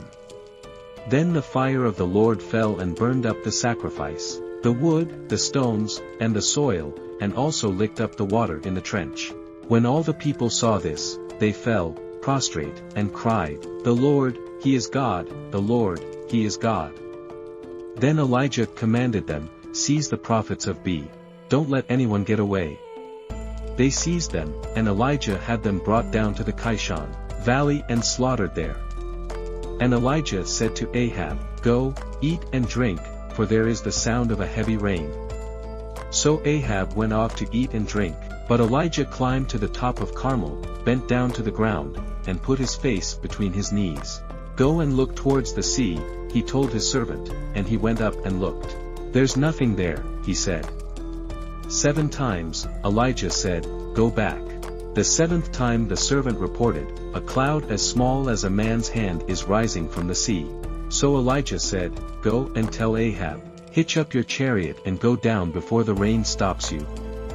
Meanwhile, the sky grew black with clouds, the wind rose, a heavy rainstorm came on, and Ahab rode off to Jezreel. The power of the Lord came on Elijah, and tucking his cloak into his belt, he ran ahead of Ahab, all the way to Jezreel. 1 Kings, chapter 19. Now Ahab told Jezebel everything Elijah had done and how he had killed all the prophets with the sword. So Jezebel sent a messenger to Elijah to say, May the gods deal with me, be it ever so severely, if by this time tomorrow I do not make your life like that of one of them. Elijah was afraid and ran for his life. When he came to Beersheba in Judah, he left his servant there, while he himself went today's journey into the wilderness. He came to a broom bush, sat down under it and prayed that he might die. I've had enough, Lord, he said, take my life, I am no better than my ancestors. Then he laid down under the bush and fell asleep. All at once an angel touched him and said, "Get up and eat." He looked around and there by his head was some bread baked over hot coals and a jar of water. He ate and drank and then lay down again. The angel of the Lord came back a second time and touched him and said, "Get up and eat, for the journey is too much for you." So he got up and ate and drank. Strengthened by that food, he traveled for 40 days and 40 nights until he reached Horeb, the mountain of God. There he went into a cave and spent the night. And the word of the Lord came to him. "What are you doing here, Elijah?" He replied, "I have been very zealous for the Lord God Almighty. The Israelites have rejected your covenant, torn down your altars and put your prophets to death with the sword. I am the only one left, and now they are trying to kill me too." The Lord said, "Go out and stand on the mountain, in the presence of the Lord, for the Lord is about to pass by." Then a great and powerful wind tore the mountains apart and shattered the rocks before the Lord, but the Lord was not in the wind. After the wind there was an earthquake, but the Lord was not in the earthquake. After the earthquake came a fire, but the Lord was not in the fire. And after the fire came a gentle whisper. When Elijah heard it, he pulled his cloak over his face and went out and stood at the mouth of the cave. Then a voice said to him, "What are you doing here, Elijah?" He replied, "I have been very zealous for the Lord God Almighty. The Israelites have rejected your covenant, torn down your altars, and put your prophets to death with the sword. I am the only one left, and now they are trying to kill me too." The Lord said to him, "Go back the way you came and go to the desert of Damascus. When you get there, anoint Hazael, king over Aram, also anoint Jehu, son of Nimshi, king over Israel, and anoint Elijah, son of Japhat, from Abel-Maholah to succeed you as prophet. Jehu will put to death any who escape the sword of Hazael, and Elijah will put to death any who escape the sword of Jehu. Yet I reserve 7,000 in Israel, all whose knees have not bowed down to Baal, and whose mouths have not kissed him." So Elijah went from there and found Elisha, son of Shaphat. He was plowing with 12 yoke of oxen, and he himself was driving the 12th pair. Elijah went up to him and threw his cloak around him. Elisha then left his oxen and ran after Elijah. "Let me kiss my father and mother goodbye," he said, "and then I will come with you." "Go back," Elijah replied. "What have I done to you?" So Elijah left him and went back. He took his yoke of oxen and slaughtered them. He burned the plowing equipment to cook the meat and gave it to the people, and they ate. Then he set out to follow Elijah and became his servant. 1 Kings, chapter 20. Now Ben-Hadad, king of Aram, mustered his entire army. Accompanied by 32 kings with their horses and chariots, he went up and besieged Samaria and attacked it. He sent messengers into the city to Ahab, king of Israel, saying, "King, this is what Ben-Hadad says. Your silver and gold are mine, and the best of your wives and children are mine." The king of Israel answered, "Just as you say, my lord the king, I and all I have are yours." The messengers came again and said, "This is what Ben-Hadad says. I sent to demand your silver and gold, your wives and your children. But about this time tomorrow I'm going to send my officials to search your palace and the houses of your officials. They will seize everything you value and carry it away." The king of Israel summoned all the elders of the land and said to them, "See how this man is looking for trouble. When he sent for my wives and my children my silver and my gold, I did not refuse him." The elders and the people all answered, "Don't listen to him or agree to his demands."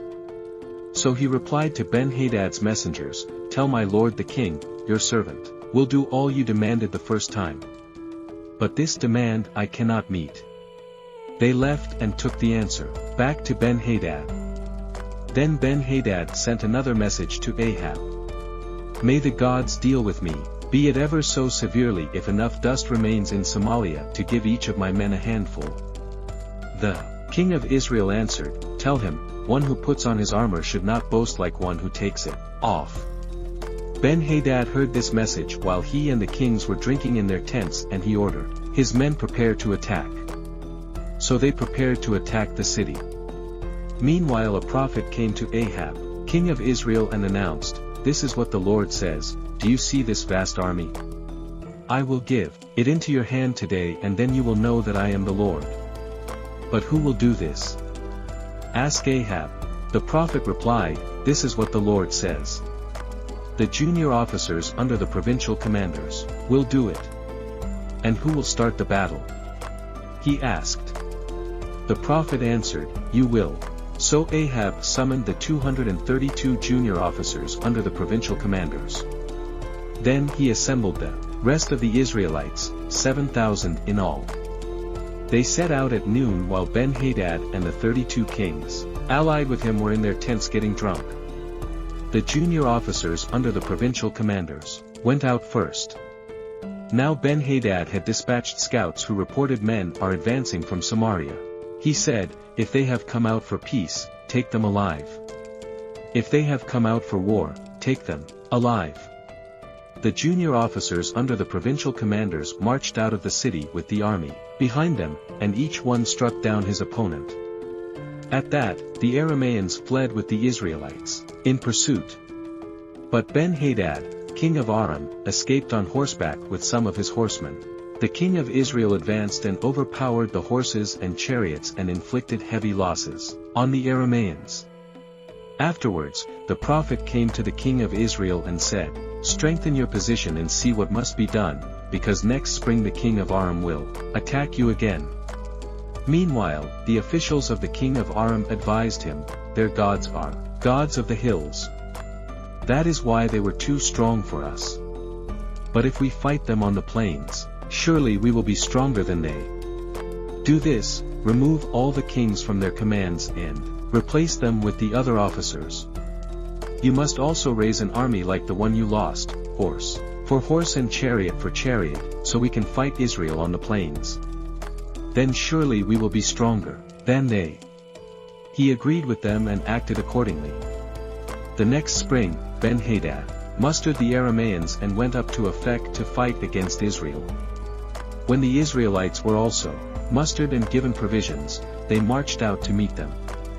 The Israelites camped opposite them, like two small flocks of goats, while the Arameans covered the countryside. The man of God came up and told the king of Israel, "This is what the Lord says. Because the Arameans think the Lord is a God of the hills and not a God of the valleys, I will deliver this vast army into your hands, and you will know that I am the Lord." For 7 days they camped opposite each other, and on the 7th day the battle was joined. The Israelites inflicted 100,000 casualties on the Arameans' foot soldiers in 1 day.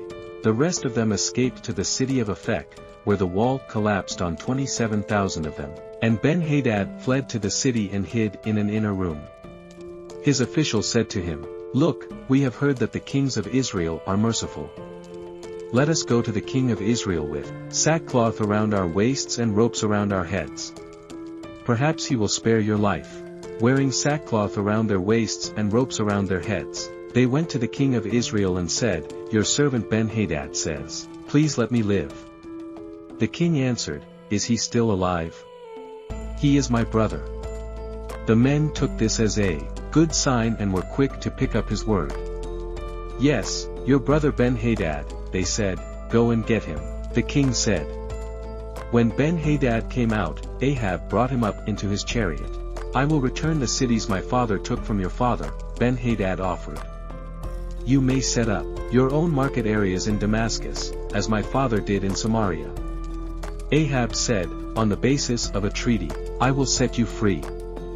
So he made a treaty with him and let him go. By the word of the Lord, one of the company of the prophets said to his companion, "Strike me with your weapon." But he refused.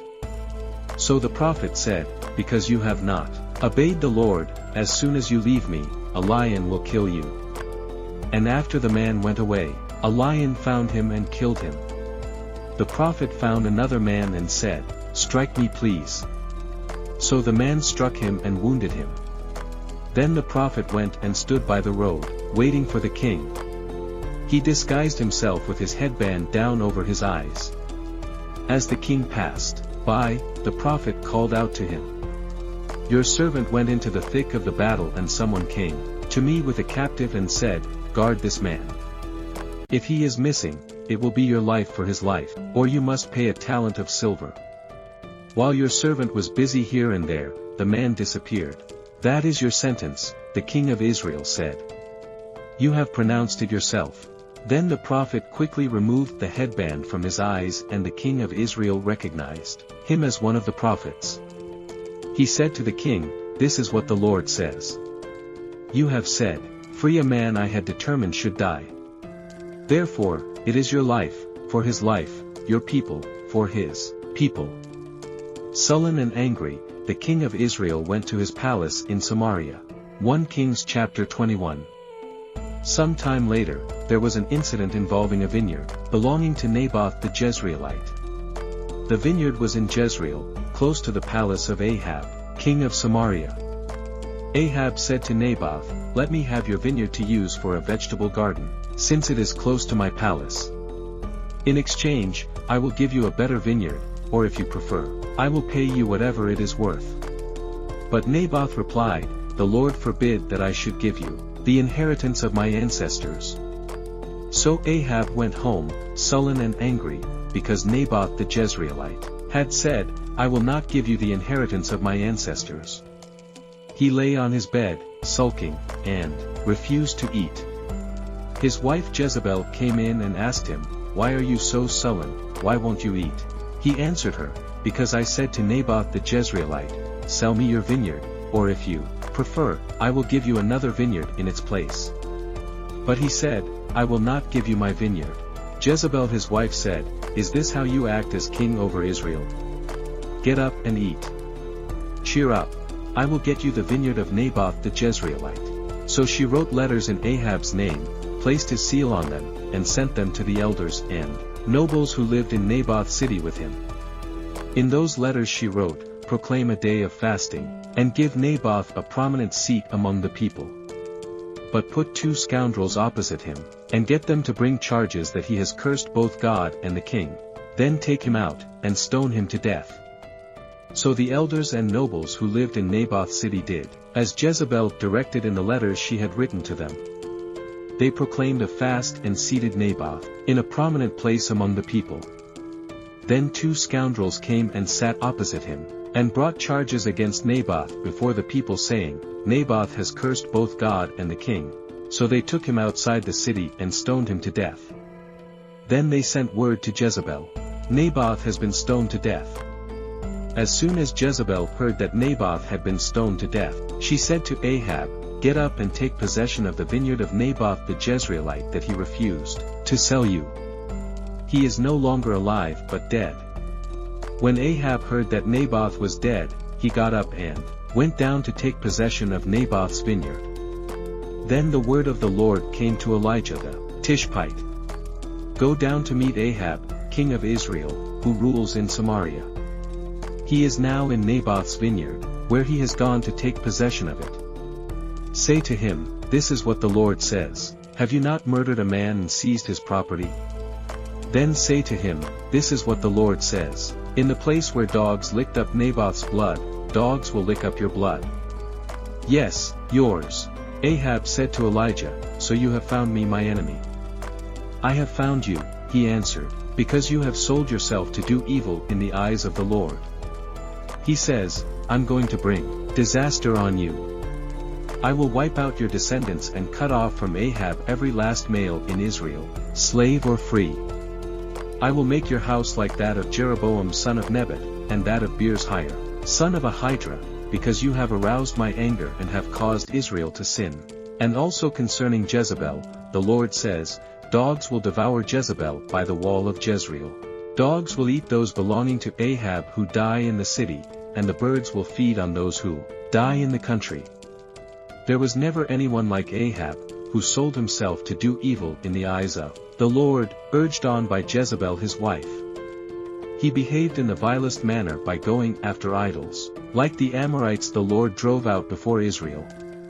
When Ahab heard these words, he tore his clothes, put on sackcloth and fasted. He lay in sackcloth and went around meekly. Then the word of the Lord came to Elijah the Tishbite. Have you noticed how Ahab has humbled himself before me? Because he has humbled himself, I will not bring this disaster in his day, but I will bring it on his house in the days of his son. 1 Kings 22. For 3 years there was no war between Aram and Israel. But in the 3rd year, Jehoshaphat, king of Judah, went down to see the king of Israel. The king of Israel had said to his officials, "Don't you know that Ramoth-Gilead belongs to us, and yet we are doing nothing to retake it from the king of Aram?" So he asked Jehoshaphat, "Will you go with me to fight against Ramoth-Gilead?" Jehoshaphat replied to the king of Israel, "I am as you are, my people as your people, my horses as your horses." But Jehoshaphat also said to the king of Israel, "First seek the counsel of the Lord." So the king of Israel brought together the prophets, about 400 men, and asked them, "Shall I go to war against Ramoth-Gilead, or shall I refrain?" "Go," they answered, "for the Lord will give it into the king's hand." But Jehoshaphat asked, "Is there no longer a prophet of the Lord here whom we can inquire of?" The king of Israel answered Jehoshaphat, "There is still one prophet through whom we can inquire of the Lord, but I hate him, because he never prophesies anything good about me but always bad. Here's Micaiah, son of Imlah." "The king should not say such a thing," Jehoshaphat replied. So the king of Israel called one of his officials and said, "Bring Micaiah, son of Imlah, at once."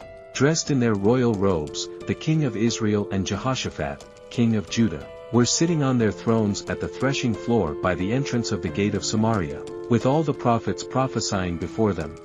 Zedekiah, son of Kenina, had made iron horns, and he declared, "This is what the Lord says. With these you will gore the Arameans until they are destroyed." All the other prophets were prophesying the same thing. "Attack Ramoth-Gilead and be victorious," they said, "for the Lord will give it into the king's hand." The messenger who had gotten to summon Micaiah said to him, "Look, the other prophets without exception are predicting success for the king. Let your word agree with theirs and speak favorably." But Micaiah said, "As surely as the Lord lives, I can tell him only what the Lord tells me." When he arrived, the king asked him, "Micaiah, shall we go to war against Ramoth-Gilead or not?" "Attack and be victorious," he answered, "for the Lord will give it into the king's hand." The king said to him, "How many times must I make you swear to tell me nothing but the truth in the name of the Lord?" Then Micaiah answered, "I saw all Israel scattered on the hills like sheep, without a shepherd, and the Lord said, 'These people have no master, let each one go home in peace.'" The king of Israel said to Jehoshaphat, "Didn't I tell you that he never prophesied anything good about me but only bad?" Micaiah continued, "Therefore hear the word of the Lord. I saw the Lord sitting on his throne with all the multitudes of heaven standing round him on his right and on his left. And the Lord said, 'Who will entice Ahab into attacking Ramoth-Gilead and going to his death there?' One suggested this and another that. Finally a spirit came forward, stood before the Lord, and said, 'I will entice him.' By what means? The Lord asked. "I will go out and be a deceiving spirit in the mouths of all his prophets," he said. "You will succeed in enticing him," said the Lord. "Go and do it." So now the Lord has put a deceiving spirit in the mouths of all these prophets of yours. The Lord has decreed disaster for you. Then Zedekiah, son of Kenahana, went up and slapped Micaiah in the face. "Which way did the Spirit from the Lord go when he went from me to speak to you?" he asked. Micaiah replied, "You will find out, on the day you go to hide in an inner room." The king of Israel then ordered, "Take Micaiah and send him back to Amon the ruler of the city and to Joash the king's son, and say, 'This is what the king says. Put this fellow in prison and give him nothing but bread and water until I return safely.'" Micaiah declared, "If you ever return safely, the Lord has not spoken through me." Then he added, "Mark my words, all you people." So the king of Israel and Jehoshaphat king of Judah went up to Ramoth-Gilead. The king of Israel said to Jehoshaphat, "I will enter the battle in disguise, but you wear your royal robes." So the king of Israel disguised himself and went into battle. Now the king of Aram had ordered his 32 chariot commanders, "Do not fight with anyone small or great except the king of Israel." When the chariot commanders saw Jehoshaphat, they thought, "Surely this is the king of Israel." so they turned to attack him. But when Jehoshaphat cried out, the chariot commanders saw that he was not the king of Israel and stopped pursuing him. But someone drew his bow at random and hit the king of Israel between the sections of his armor. The king told his chariot driver, "Wheel around and get me out of the fighting, I've been wounded." All day long the battle raged, and the king was propped up in his chariot facing the Arameans. The blood from his wound ran onto the floor of the chariot, and that evening he died. As the sun was setting, a cry spread through the army. "Every man to his town, every man to his land." So the king died and was brought to Samaria, and they buried him there. They washed the chariot at a pool in Samaria, where the prostitutes bathed, and the dogs licked up his blood as the word of the Lord had declared. As for the other events of Ahab's reign, including all he did, the palace he built and adorned with ivory, and the cities he fortified, are they not written in the book of the annals of the kings of Israel? Ahab rested with his ancestors, and Ahaziah, his son, succeeded him as king. Jehoshaphat, son of Asa, became king of Judah in the 4th year of Ahab, king of Israel. Jehoshaphat was 35 years old when he became king, and he reigned in Jerusalem for 25 years. His mother's name was Azubah, daughter of Shilhi. In everything, he followed the ways of his father Asa, and did not stray from them. He did what was right in the eyes of the Lord. The high places, however, were not removed, and the people continued to offer sacrifices and burn incense there. Jehoshaphat was also at peace with the king of Israel. As for the other events of Jehoshaphat's reign, the things he achieved in his military exploits, are they not written in the book of the annals of the kings of Judah? He rid the land of the rest of the male shrine prostitutes who remained there even after the reign of his father Asa. There was then no king in Edom. A provincial governor ruled. Now Jehoshaphat built a fleet of trading ships to go to Ophir for gold, but they never set sail. They were wrecked at Ezion-Geber. At that time, Ahaziah son of Ahab said to Jehoshaphat, "Let my men sail with yours," but Jehoshaphat refused. Then Jehoshaphat rested with his ancestors and was buried with them in the city of David, his father, and Jehoram, his sons, succeeded him as king. Ahaziah son of Ahab became king of Israel in Samaria in the 17th year of Jehoshaphat king of Judah, and he reigned over Israel for 2 years. He did evil in the eyes of the Lord, because he followed the ways of his father and mother and of Jeroboam son of Nebat, who caused Israel to sin. He served and worshipped Baal and aroused the anger of the Lord, the God of Israel, just as his father had done,